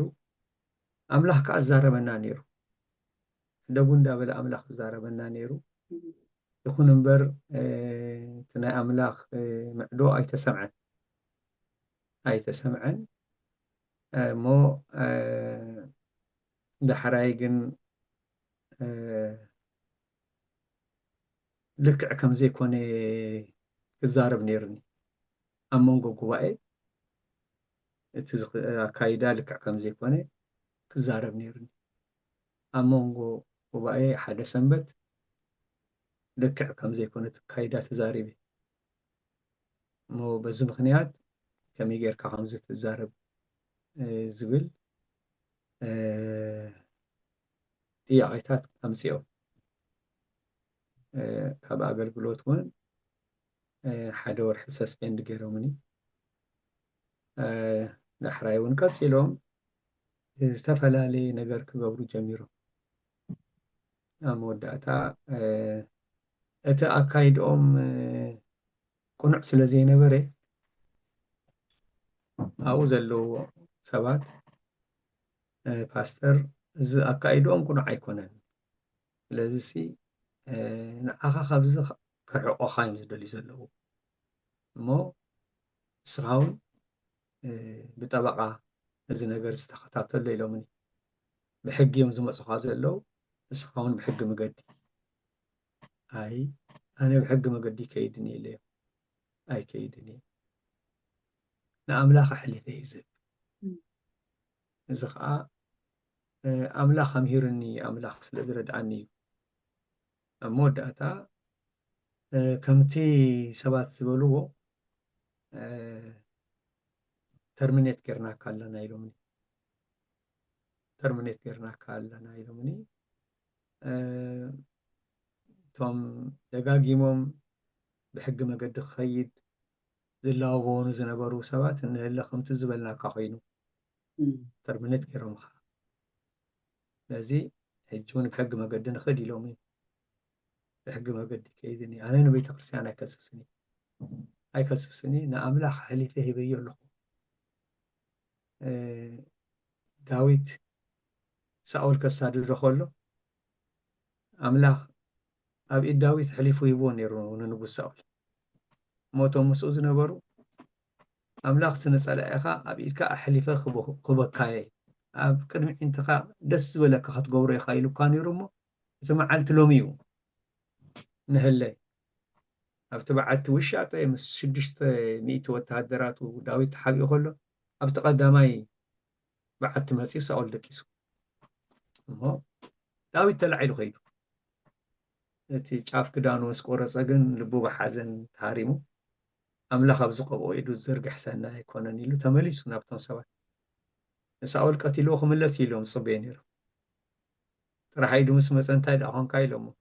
ኣምላኽ ኣብ ዝቐብኦ ኢዱ ዝዘርግሕ እሰይ ንፁህ ኣይኮነን እሞ ኣይ ነዚ ነገር ኣይገብርን እየ ምስ በሎ ክቆትልዎ ደልዮም ንሳቶም ንሳኦል ከልከሎም ይብል 600 እኳ እዮም ደፊኦም እኮ ክኸዱ ምኽኣል ነይሮም ግን እሱ ንሳኦል ከይቀትልሲ ኣምላኽ ይኸልኪልዎ ንኣምላኽ ክንእዘዝ ከለና ኣምላኽ ከዓ ናይ ምእዛዝ ሞገስ ይበና ንኣምላኽ ክንእዘዞ ከለና ንሕና ከዓ ሰባት ክሰምዑና ክእዘዙና ኣምላኽ ሞገስ ይበና ንዳዊት ሞገስ ይብዎ መወዳእታ ሳኦል ተላዒሉ ዳዊት ብድሕሪኡ ስዒብዎ ስዎ ጎይታ ንጉስ ኢሉ ተፀውዖ ዙር ተበለ ዳዊት እዩ ንህለ ሎሚ ኣምላኽ ኣብ ኢደይ ሕሊፉ ሂቡካ ነይሩ ክዳንካ ጫፍ ክዳንካ ኣብ ኢደይ ዘሎ ዝቆረፅዎ ግን ኣይበደልኩኻን ኣይቀተልኩኻን ምስ በሎ ሳኦል ንፀላእዩ ረኺቡሲ ብሰናይ መገዲ ዝሓድግ መን እዩ ንስኻ ካባይ ንላዕሊ ፃድቕ ኢኻ ኢሉ ባሪኽዎ ብፀላእዩ ተባረኸ ዳዊት እዩ ሰናይ ነገር ስለ ዝገበረ ዳዊት ግን ሓደ ነገር ኢልዎ ንሽዑ ንዳዊት ኣብታ ምዕራፍ 2 ግዜ ከምኣ ኢልዎ ኣምላኽ ኣብ መንጎይን ኣብ መንጎኻ ፈራዲ ይኹን ኢልዎ እዚ ዓብ ባህላ እዩ ኣምላኽ ኣብ መንጎይን ኣብ መንጎኻን ፈራዲ ይኹን እዚኣ ጎይታ ኣቐዲሙ ፊሩኒ ስለ ዝነበረ እዛ ነገር እዚኣ ንኣምላኽ ይሓዲገ እያ ብባዕለይ ተላዒለ ምንም ክገብር ኣይደለኹን ብሓቂ ሰባት ብዙሕ ተማጊቶምን እዮም ብሕጊ መገዲ ክትከይድ ኣለካ ኢሎም ግን ክብሪ ንኣምላኽ ሓዲገ እየ ነቲ ነገር እዚ ዝኾነ ነገር ሕጂ ነዎም ኣገልገልቲ ንምንታይ ፓስተር ይስሐቅ ካብ ኣገልግሎት ከልኪልኩሞ ኢሎም ዘገልግሉ ዝነበሩ ኣብ ገጾም ተቐሚጦም መልሲ ሃቡና ኢሎም ተርሚኔት ኮንካ ምስ በሉኒ ጎይታ እንታይ ክገብር ኢለዮ ነዞም ተጎዲኦም ተሰቢሮም ዘለዉ ደግፎም ኢሉኒ ሽዑ ኣብ ሓደ ቤት ትምህርቲ ተኣኪቦም ሲ ሰንበት ሰንበት ክጽልዩ ጀሚሮም ነይሮም ኣብዚ ቤተናል ግሪን ዘሎ ቤት ትምህርቲ ከይደዮም እቲ ቁፅሪ እንዳወሰኸ መፅእ ኣምላኽ ረድኣና ሕጂ ማዕረ 8 ዓመት ጌርና ብምሕረት ኣምላኽ ብፀጋ ኣምላኽ ኣምላኽ ከዓ ይረድኣና ኣሎ ስሙ ተባረኽ ኣሜን ኣዝዩ ደስ ዝብል ነገር ቀረባ ግዜ ግን ዕርቂ ጌርና ብጣዕሚ ደስ ዝብለካ ኣብኡ ተኻፊለ ነይረ ወንጌላዊ ሳሚ ኣብቲ ናይ ትልቁ ቸርች ኢትዮጵያ ናይ ለንደን ዓብዪ ቸርች ብጣዕሚ ንፈትዎም ኣገልገልቲ ዘለዉ ኣብኡ ከይዱ የገልግል እዩ ኣብዛይ ረሓቦት እናታትኩም ቸርች ከዓ መፅኡ የገልግል እዩ በዚ ጉዳይ እዚ ብጣዕሚ ልቡ ተጎዲኡ በቃ ድስምዖ ነይሩ በዚ ጉዳይ ኣብ ቸርችኩም ረሓቦት ቸርች ተገልግል ኢኻ ምስ በልኩሞ እታ መዓልቲ እሱ ይጣዕሞ እናታትኩም ይቕየር ናቱ ይቕየር ድሕር ክንደይ ግዜ እታ መዓልቲ ናይ ዕርቂ ግዜ ተቋፀርኩምላ ግዜ ኮይና ኣብኡ ከዓ ንምሱ መፅእ ስለ ዝነበርኩ ብጣዕሚ ደስ ዝበለና መዓልቲ እስካብ ሕጂ ሎሚ መሲሉ ዝስማዓኒ ዕርቂ ክትርኢ ከለኻ ዝተፈላለዩ ሰባት ብሓንሳብ ክኾኑ ከለዉ ስኻባ ተሓይሽ ስኻባ ተሓይሽ በዲልና ንኣምላኽ በዲልናዮ ንህዝቢ ኣምላኽ በዲልና ብሓንሳብ ኢና ተመሊስና ያልኩም ከምዚ ጌርኩም ብፍቕሪ ሓደ ክትኮኑ ደስ ይብል እሞ እዚ ከዓ ሎሚ ሓተካ ስለ ዘለኹ እየ ሓቲተካ ማለት እዩ ኣብ ኣገልግሎት ግድዎ ኣሎ ግዜ እግዚኣብሔር ግን ኣሳጊሩካ ንዖም ኣሳጊሮም ንዓኻ ኣሳጊሩካ እግዚኣብሔር ኣብ ዝብፅሑካ ደጊፉካ ነቲ ፀጋኻ እውን ነቲ ሂወትካ እውን ማለት እዩ እግዚኣብሔር ይመስገን ከመይ ዳኣምሰለ ቸርች እዩ እንታይ ድበሃለ ሞቲ ናይ ኢትዮጵያ ቸርች ሽሙ ኢትዮጵያን ወንጌላውያን ቤተክርስቲያን ECFC ዝበሃል ብሾርት ኪንግስ ክሮስ ቸርች አው ክትከዱ ትኽእልኩም ኣምሓርኛ ትዛረቡ ራሃቦት ኣበይ ቸርችኩም ናትኩም ከዓ ከየጋገዝ ኣብ ጥቃ ኤንጅል ቤተክርስትያን ብጣዕሚ መንፈስ ቅዱስ ዝጥቀመሉ ቸርች ናይ ክልቲኦም እዩ እግዚኣብሔር ኣብ ዝጠዓመኩም ክትከዱ እግዚኣብሔር ይደግፍኩም በቲ ከባቢ ዘለኩም ናይ ኣምሓርኛ ተዛረብቲ ክትከዱ ትኽእሉ ኢኹም ዝቐርበኩም ዘበለኩም ንሰብ ክንካፈል እንደልና ድበልኩም ኪዱ ፓስተር ይስሐቅ ከዓ ብጣዕሚ ሕጂ ሎማዓንቲ ፀዊዕካ ዘለኹ ብሓቂ ካብዚ ቸርች እዚ ማለት ዓብ ቸርች ኢኻ ተገልግል ዘለካ ቸርች ኢኻ ግዜ ግደ ድልዩ ውስነት ዘድልዩ እዩ ዓበይቲ ንኣሽቱ ኣዴታት ኣቦታት ኩሉ ዘለዎ እሞ ኣብኡ ኣገልግልካስ ሓለፋ ከዓ ኣብ ካልእ ቸርች ዘለዉ ምእመናን ከዓ ተገልግል ኣለካ ካብቲ ሓደ ኣዴይ ተገልጋሊት ያብኣኻ እሞ በቲ ቀሪበ ዝረኣኹካ ማለት እዩ ካብ ንፋለጥ ዳርጋ 25 ዓመት ዳርጋ 30 በሎ ካብ ንፋለጥ ርኤካ እሞ ፅቡቅ ጌረ ክዛረብ ክእለ ኮንቲኒው ከይቋረፀ እዚ ኣገልግሎትካ ከምዚ ጌርካ ተገልግል ካበይ ኢኻ እቲ ግዜ ትረኽቦ ከመይስ ኣብ ልብኻ መሊኡ ናትካ ወዲኻ ናይ ካልኦትካ ተገልግል ንኩሉ ኣጣሚርካ ጸሎት ናይ ንጎ ምሸት ናይ ጸሎት ናይ ምሸት ጸሎት ኣለኩም ግዜ ኣብኡ ሰባት ይኣቱ ካብቲ ቸርቾም ናባኹም ይኣቱ እሞ እዚ ከመይ እዩ ዝፀጋ ከመይ ጌርካ ኢኻ ተሽርፎስ ግዜስ ካበይ ኢኻ ትረክብ እግዚአብሔር ይመስገን ኣምላኽ ሰናይ ኣምላኽ እዩ ኣሜን ተጸብኡ ብዙሕ እዩ ቅድሚ እቲ ኮቪድ ሶሉስ ናይ ጾም ጸሎት ፕሮግራም ጌርና እሞ ካብ 10 ጀሚርና 10 AM ጀሚርና ስጋብ 3 PM ኢና ንጸሊ ሶሉስ ድሕሪኡ ከዓ ምሳሕ ብሓንሳእ ንበልዕ ብዙሓት ኣዴታት እየን ኣዝየን ተፈቷ ተባረኻ ኣዴታት ምሳሕ ሒዘን ይመፅእ ብመንፈሳዊ ተባሪኽና ዳሕራይ ከዓ ምሳሕ ብሓንሳእ ንበልዕ እዚ ካብ ተፈላለየ ቤተክርስትያን እየን ዝመፅእ ናይ ቤተክርስትያንና ጥራይ ኣይኮነን ኣዴታት ካብ ተፈላለየ ቤተክርስትያን ይመፃ እዚ ኣቀራሪቡና ምዘና ኣዴታት እዚ ኣቀራሪቡና ከም ቤተሰብ ኮይንና ዳሕራይት ኮቪድ ምስ መፀ ከዓ ብዙም ጸሎት ጀሚርና እዚ ሕጂ ዝከረኒ እቲ ናትና ኮንፈረንስ ናይ ዓመታዊ ኮንፈረንስና ኦክቶበር ኢና ንገብር ኦክቶበር ካብ ረቡዕ ጀሚርና ስጋብ ሰንበት 5 መዓልቲ ኮንፈረንስ ንገብር ኣብቲ 2019 ዝነበረና ናይ ኣኑዋል ኮንፈረንስና ፓስተር በድሉ ዝበሃል ካብ ዳላስ እንደገና ፓስተር ዳንኤል ኣምደ ሚካኤል ዝበሃል ዘማራይ ክልቲኦም ካብ ሓደ ቸርች መፅኦም ኣገልግሎምና ሓሙስ ምሸት ይኹን ርግፀኛ ይኮንኩን ወይ ዓርቢ ምሸት መልእኽቲ ካብ ጎይታ መፅኡ እቲ መልእኽቲ እንታይ ዝብል ኣብ ስፍራ ኩሉ ህዝበይሲ ንምጽኣተይ ከዳሉ እየ ኣብ ስፍራ ኩሉ ንህዝበይሲ ንምጽኣተይ ከዳሉ እየ ዝብል መልእኽቲ መፅኡ ሽዑ ሰንበት ፓስተር በድሉ ከገልግለና ከሎ እንታይ ኢሉ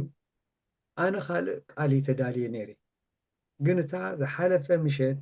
ጎይታስ ኣብ ስፍራ ኩሉ ንህዝበይሲ ንምጽኣተይ ከዳሉ እየ ዝበሎሲ ንሱ ኣብ ልበይ ስለተቐመጠ ስለ ምጽኣቴ ቃል ዘካፍለኩም ኢሉ ስለ ምጽኣት ይካፍለና እዚኣ ኦክቶበር እያ ድሕሪ 6 ወርሒ ማርች ሎክዳውን ኮይኑ ሽዑ ብዙም እዩ ኩሉ ኣገልግሎት ነይሩ ቤተክርስትያናት ተዓፅዩ ኣብ ኩሉ ቦታ ዙም ጸሎት ጀሚርና ንግሆን ምሸትን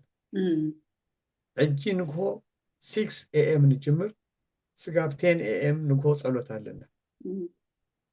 ምሸት ከዓ 8 PM ንጅምር ስጋብ 10 PM ጸሎት ኣለና ኣብዚ ጸሎት እዚ ናይ ቤተክርስትያንና ጥራይ ኣይኮኑን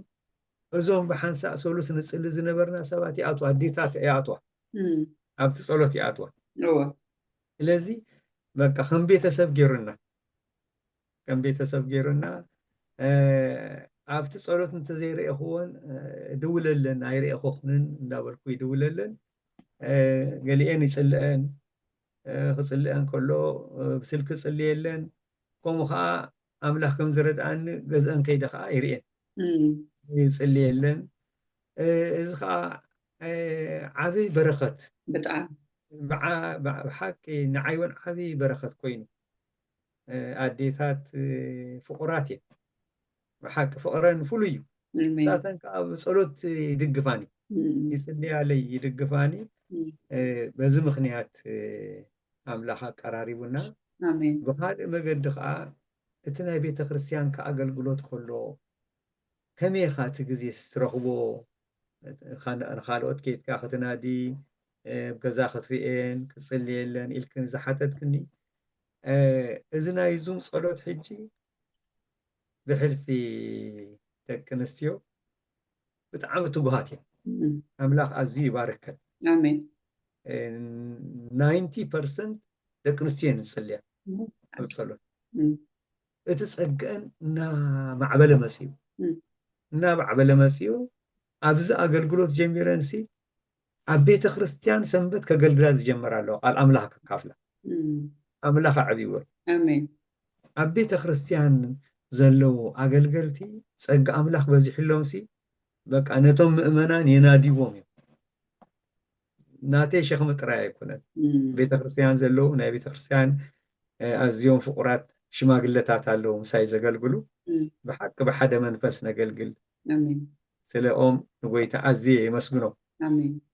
لازم ساتومن እንደገና አገልገልት አምላክ ሸክም ዝሃቦም አገልገልት ለው ነቶም ምእመናን ዝናዲዎም ስለዚ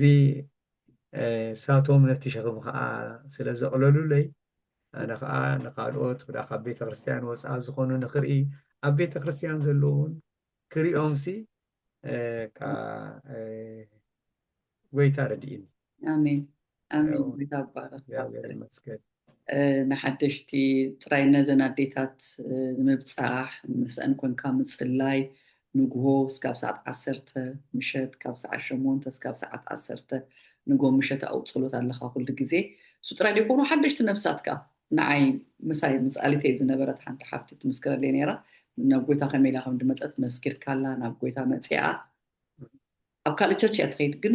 ንዓዓኻ እስካብ መጨረሻ ብደንብ እስካብ ትድልድል ትጓስያ ነይርካ ኣብ ገዛእካ ኬርካ ትምህራ ነይርካ ብኩሉ ዓይነት ትምህርቲ ድልድላ ፀጠው እስካብ ትብል ሞ እስካብ ሕጂ እያ ትዛረበሉ መንፈሳዊ ለውጣኻ በቃ ፓስተር ይስሐቅ እያ ትመስለና ኣብኣ ከለኹ ክሪኣ ከለኹ ጸሎት ጥራይ እያ ትብል ከምዚ ናትካ ብመንፈስ እያ ብጣዕሚ እያ ትመላለስ ብቃል ምልእቲ እያ ሞ ዋላ ምስ ሰበይትኻ መስከረም ኮንኩም ደገልገልኩሞ እግዚኣብሔር ዓስብኩም ነቲ ንቅዱሳን ዘገልገልኩሞ ድርሰዕ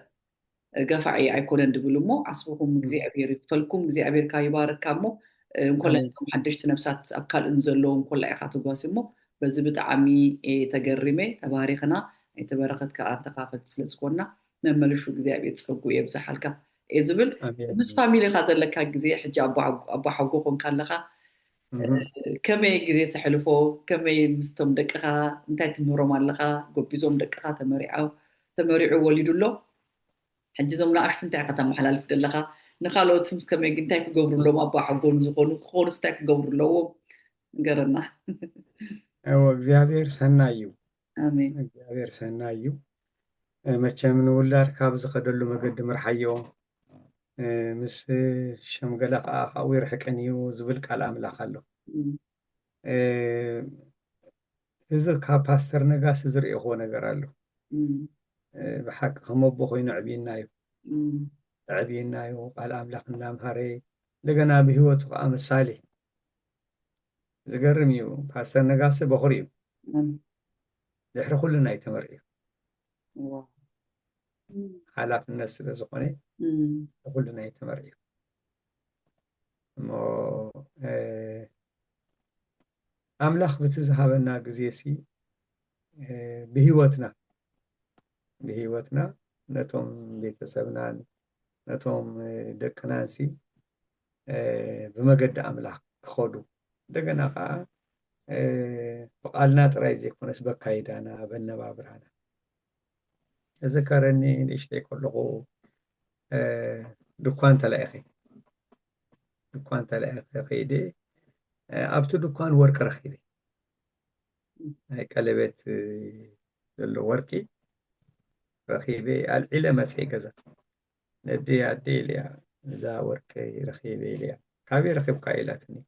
ኣብታ ድኳን ወዲቓ ረኺበ እያ ኢለያ إيدي حيزاتنا تملي سابت دكان أنت عباية دينا وزشت عزنا برا إذا ودي سين إذا وركب زاد دكان كان رخيبه ناتكن ديا إلى دي حتيتات هو ناتي أقعد كل عل كاب إيدي مولقة وسيا بزح زي تملق يا خابت إيدي سي مولقة وسيا ناتي إلى أدي مليسات اللن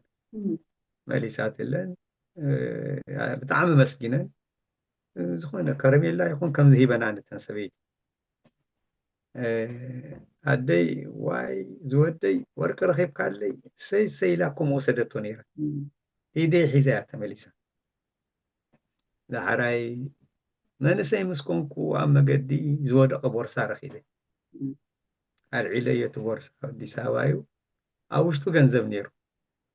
جنزب تراي سيكون تاسيرا نيرو ناي قبلي تاسيرا جز أنا حنت أديو أبي زود أدين تفتيني ገንዘብ ከወስዶ ደሌ እታደ ዝገበረቶ ነገር ዘኪረየ ከይደፍ በታ ናይ ገፀን ቁፅሪ ከይደ ኳሕ ኣቢለ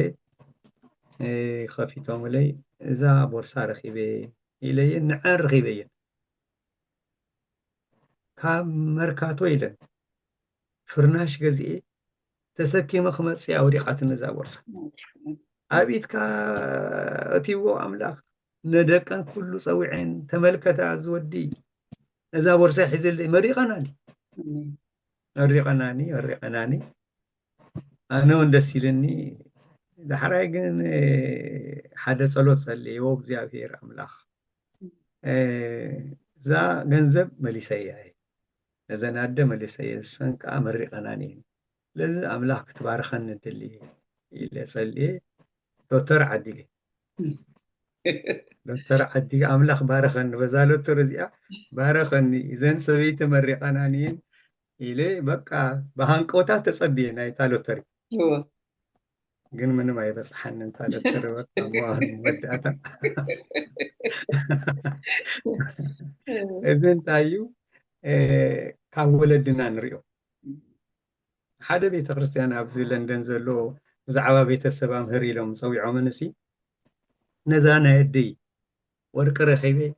كمي جرا إيدي حيزا بتا دكان كم زملستني نعا نجري يوم نحنا سي مسالي خنكونا لنا ندقنا إلى يوم تحريو ندي دوي لله تحرى حدا معلت خمس هون عدا تذكر ده إليه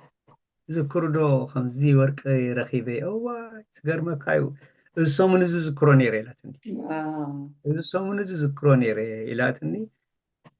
حد قرب أجزي زخونة نجر كايلاتني الرأي عد نجرني ليها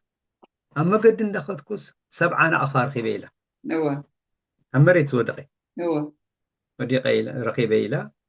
العيلة يسأبت معدو بلس شطو سواتني رميلة أنتو 7 اليوم 7 أقفى نهل رخيبة أمريت ناتاتكم دي لحتيتيهم أي ناتاتنا يكونن إلو وأجزيار باركم ناتاتنا كخلو بلس شطيو ناتاتنا كبلوم قال نيرم بلو طفي النزبل سبن تسمعكم جزاي هبتي آية لأخو إلى نزن 7 نقفى عيزة جزا خيديلا يحرقوا له جزي خاحكو حيل جزا حدا من أسي مسيو أما عبيد 7 نقفى طفي نيرو ناتكاي 7 نقفى وما ناتيو ندي خاحيس كامسا كيدو ندي حيزو مسيو إذا ودي 7 نقفة طفي ونير هو ودي 7 نقفة طفي رجس أنياتي هو ناتيو بلون إلى ندا دكان له أبتن ندا دكان وسيدي يمسي نتبع الدكان صحاف بل 7 نقفة أنت دي إذا كل طب سخابي 50 كيلو ليه كل تبع الدكان صحيفة 7 نقفة مليسات واو 7 نقفة مليسات ويتابع لذي كاولدنا زرعنا أيو نقرألو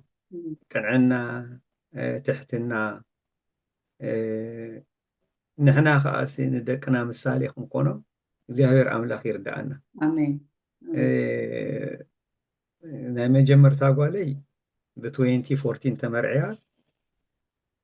ክልተ ደቂ ኣለዋ 6 3 ክልተ ዋልድ ኣለዋ ኣባ ሓጎ ኮይነ እግዚአብሔር ተመስገነ ይኹን ካልኣይ ወድና ናትናኤል ይበሃል 30 ዓመት እዩ ሕጂ የገልግል ኣሎ ክብርና ኣምላኽ አሜን ሰባት ኣብ ቤተ ክርስቲያንና እውን የገልግል እዩ በአምሓርኛ ኣብ ቤተ ክርስቲያንና የገልግል እዩ በእንግሊሽ እውን የገልግል እሞ ሰባት እዚ ናትካ ፍሬ ይብሉኒ እዚ ናትካ ፍሬ እዩ ፓስተር ናይ ጸሎትካ ፍሬ እዩ ኣነ ግን ውሽጢ ኣይቅበሎን ውሽጢ ኣይቅበሎን ምሕረት ኣምላኽ እዩ አሜን ምሕረት ኣምላኽ ንምንታይ ሳሙኤል ናይ መጽብዓ ድዩ ዝበሃል ምብፅዓ ወዲ እዩ ናይ ማህፀን ሃና ዓፂው ኣምላኽ እሙን ዝኾነ ካነደሊ ኢሉ እሞ ውላድ እንተሂብካንስ መሊሰ ክበካ ኢለ እቶን እግዚአብሔር ውላድ ሂብዋ ጡብ ምስ ሓደገ ኣብ ቤተ መቅደስ ይዓብዩ ብንእስነቱ ድምፂ ኣምላኽ እናሰምዐ እሞ ኣምላኽ ኣዕብይዎ ብዘይ መንቀብ እዩ ስጋብ እርጋኑ ገልጊሉ ደቁ ግን ብመገዲ ይከዱ ልቢ ዝሰብር ነገር እዩ ኣዝዩ ዝሕዝን ነገር እዩ ደቂ ሳሙኤል ስለዚ ሎሚ ደቅና ብመገዲ ኣምላኽ እንተኸይዶም ብምሕረት ኣምላኽ እምበር ካባና ዝኾነ ነገር የለን ብሓቂ ምሕረት ኣምላኽ እዩ ምሕረት ኣምላኽ ደቂ ሳሙኤል ከምኡ ኮይኖም ሕዝቅያስ ዝበሃል ንጉስ ዓብ ተሓድሶ ኣብ እስራኤል ዘምፀ ኣቦኡ ቤተ ክርስቲያን ዝዓፀወ እዩ ናይ ቤት ኣምላኽ ኣቑሑ ዝሰባበረ እዩ ንጣዖት ዘምለኸ እዩ ደቆሲ ንኣጋንንቲ ብሓዊ ዝሰውአ እዩ ኣቦ ንጉስ ሕዝቅያስ እኳ እዩ ግን ወዱ ኸዓሲ ብተፈልየ መገዲ ንኣምላኽ ዘኽበረ ነቲ ተዓፆ ቤት ኣምላኽ ዝኸፈተ ኣብ እስራኤል ተሓድሶ ዘምፀየ ወዲ እዚ ንጉስ ለዚ ንኣምላኽ እናኽበሩ ደቆም ብመገዲ ኣምላኽ ዘይክድሎ ከም ሳሙኤል ደቂ ሳሙኤል ማለት እዩ ልቢ ዝሰብር ነገር እዩ ብጣዕሚ ከቢድ ነገር እዩ ግን ንሕና ክንፈርድ ኣይግባአናኒ ኣብቶም ወለዲ ክንፈርድ ኣይግባአናኒ ደቂ ሳሙኤል ከምኡ ኮይኖም እዮም ለዚ ንደቅና ከዓ ኣምላኽ ረዲእዎም ኣብ ቤት ኣምላኽ ኮይኖም ከገልግሉ ከለዉ ክብሪ ኩሉ ንኣምላኽ ክንህብ ኣለና ካባና ዝኾነ ምንም ነገር የለን ምሕረት ኣምላኽ ጥራይ እዩ ንደቅና ናብኡ ዘቕረቦም ምስተውዓል ዝሃቦም ካብ ዝኽፉእ ዘመን ዘድሓኖም እግዚኣብሔር ስለዚ ንኣምላኽ የመስግኖ ኣምላኽ ብምሕረቱ ደጊፉ ንህሊ ስጋብ ዝብፅሕና ኣሎ ስሙ ተባረኸ እግዚኣብሔር ረዲኡካ ኣብነታዊ ኣቦ ኣብነታዊ ኣደ መስከረም ደቅኻ ኣብነታዊ እዮም ኣገልግሎትካ እውን ኣብነታዊ ነዞም ፓስተራት ዝኸውን ነዞም ንኹሉ ንሰምዓካ ንዘገልግል ብትግሃት ተገልግል ኣቦ ኢኻ እሞ እግዚኣብሔር ነቲ ኣብ ውሽጥኻ ዘቐመጦ ስለትፀጋ እግዚኣብሔር ኣዚና ነመስግኖ እግዚኣብሔር መመልሹ ይባረካ ኣነ ሕቶ ይወዲእ ኣለኹ እዚኣ በዚኣ ከዓ ድብሎ ነገር ኣሎ ንትብሎ ተደይብልካ ብፀሎት ክትዓፀልና ኢኻ ፀላይ ብፀሎት ስለትፍለጥ በዚ ጉዳይ እዚ ጌርካ ክትፅልይ ኢኻ ማለት እዩ እግዚኣብሔር ይባረካ ፓስተር እግዚአብሔር ኣዝዩ ይባርኽኪ ኣድያም ሓፍተይ ነዚ ዕድል ስለ ዝሃብክኒ እቲ ኣምላኽ ዝገበሮ ነገር ከነዘንቱ ምልስ ኢልና እቲ ምሕረት ኣምላኽ ክንዝክር ኣምላኽ ስለ ዝርድኣና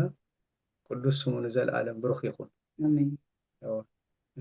ከምቲ ዳዊት ብዘመኑ ሓሳብ ኣምላኽ ኣገልጊሉ ዝዓረፈ ዝተረፈ ዘመንና ብዝበለፀ ሓሳብ ኣምላኽ ነገልግለሉ ዘመን ይኹነላ ጎይታና ኢየሱስ ክርስቶስ كمس أزي قريب يزله كندالو እግዚአብሔር አምላክ ይርዳና እንደገና ክብሩ ሀረር ክንብል ክብርኻ ይገለጽ ጎይታ እግዚአብሔር እኮ ክብሩ ክገልጽ ዝደለ አምላክ ክብሩ ክገልጽ ዝደለ አምላክ ግን ንባዕልና ክንውፍየሉ ይግባእ ክብሩ ክገልጽ ንባዕልና ክንውፍየሉ ይግባእ ንባዕሎም ዝወፈይሉ እኮ بهيوتهم كبر أملاح تقريسي وروخات كوينهم أب بابلون زنبرو منسيات بعد دانيال بعد سيدراق ميثاق عبدناغو نبعلهم سلزو فيسي كبر أملاح تقريسي لومون قويتاهم يقبر لنا آمين آمين كبرنا أملاحون ديام حفتي زابير أملاح خزي بارخكي آمين زعبهم أملاح يمسكنو آمين عزيز فوتو هونا وانجلاوي سامسون نعناون برخات كويننا بيت كريستيانا دقاقيمو مسيو أقلقلنا حجقا أملاخ رديو مزوح يوفر علمو سلسونا أملاخ يمسكنو آمين دققمون أملاخ باريخ لكم أبيت أملاخ يقلقلو اللو أبزوالة سحبو سنتيا له أزي عابنا قريب يا بري مسكن ويتا أب هيوتنان أب دكنان أب نابرانان السو يخبر يا بري مسكن نمسكن له آمين يا بري أملاخنان أبونان بسم قويتانان مدحانينان يسوس كريستوس أزينا نمسكنك كالنا آمين لازم نبرر الناس أنك زي تمسكن آمين وبزياهير أملاخ تمسكن أمتي باري خايا أوفزولو نبتري ترى حزي نزي ربا يردانوس تساقير نيري الجيقنا يخلط خبل سراويت غير كان نيلو ملسيلو تزقبر كالو نغر زكيرو خبرنا عاقا خمزهابك لومي أبزم مسحنا وبزيافير كان محرت كاتل علي نحنا تقوهاتن برتعاتن كويننا يكونان محرت كابزي حلنا دقيف كادوس لزبل كانا زيافير عملاقنا نابونا تمسكن آمين نمسكنك كالنا آمين زيافير عبوي الصخاء أمون قواسايخا توم نابا يزمسوس ندقق سي ايوس اومن يلكا تسفى ذهب كانا كم تسفى قالكا ابيت كاسنع كانا كنقلك لك اصقاب سيحكالنا يا بير ابوي سمكان زل عالم بروخ يخون الجون بزترف بزمن الناس ابي هوتنا نسخا خبر حررتانا نسخا خون آمين وبز يا بير املاخنا نبونا لبنا نعخا خنب زمننا نعخا خنو فيوسي الجون مستوعدن صقانا بزحلنا آمين يا بير ابوي سلحفتي اديام مسكنك سلذهب كايات قهات يا بير ابوي تمسكن سلذناي مأزر سماي اقلقلوت وزحات مصنانا صنانا اقلقلوت سلزخنا قويتاي بارخك الله آمين الجون بالعلي صقا وسخلا آمين يا بير ابوي حوي وانجلا وسامسون كا سلزخفت كالو يا أقلقلوت مع صوتات كله سمكا يبارخ آمين نابارخ كاباركو آمين قبل علي صقا وسخلو آمين وእግዚአብሔር አምላኽ ንዓመታት ከገልግለካ ሓይሊ ዝሃብካዮ እግዚአብሔር ተመስገን آمين እጅውን ብዝተረፈ ዘመኑ ኣብ ህይወቱ ሓሳብካን ፍቓድካን ይፈጸም آمين ንቤቶምን ንገዝኦምን ባረኽ آمين እግዚአብሔር ኣቦይ ንቤተ ክርስቲያናት ባረኽ آمين ንኣገልገልቲ ባረኮም آمين እግዚአብሔር ኣቦይ መድሓኒ ክብርኻ ይገለጽ آمين ወጎይታ ሃረርታና ንስኻ ኩን آمين ብጸሎት ኣብ ቅድሚኻ ክንተግህካ እግዚአብሔር ኣቦይ ጸጋ ኣብዝሓልና آمين زلالم قدوس እግዚአብሔር ስምካ ይባረኽ ስለዝሃብካና ሰናይ ጊዜ ተመስገን آمين ዝተረፈ ዘመንና ባረኸልና آمين እስም ጎይታናን መድሓኒናን ኢየሱስ ክርስቶስ አሜን آمين أستري እግዚአብሔር መመልሹ ጸጉኡን በረከቱን የብዝሓልካ እታ ተገና ማሕበር ኣምላኽ መመልሹ እግዚአብሔር ጸጉኡን በረከቱን ይግለጽ ተገለጹ መመልሽኩም ስለዚ መጻኻ እዚ ተሐጉሴ أزي خاي مسكن بخال البروغرام سكام نراخب بروخات كال البروغرام حيزلكم سكاب تمتص تسناي أبيري وارد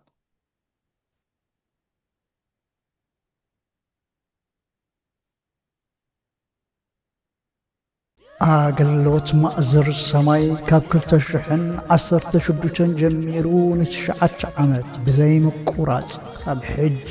ንሚልዮናት ሰባት ወንጌል መንግስቲ ኣምላኽ በጺሑን ይበጽሕን ኣሎ። እቲ ፍረ ኣዝዩ ብዙሕ እዩ፣ እቲ ዓወት ገጂፍ እዩ። ማእዘር ሰማይ ተስፋ ህዝብና ካብ ዝኸውን ኣብ 9 ዓመቱ ኣብ ዝቕጠረሉ እዋን እዚ ኣገልግሎት ንምቕጻልን ዕላማ ወንጌል ክሳዕ ንጻቱን ምብሳር ንህዝብናን ጎረባብትናን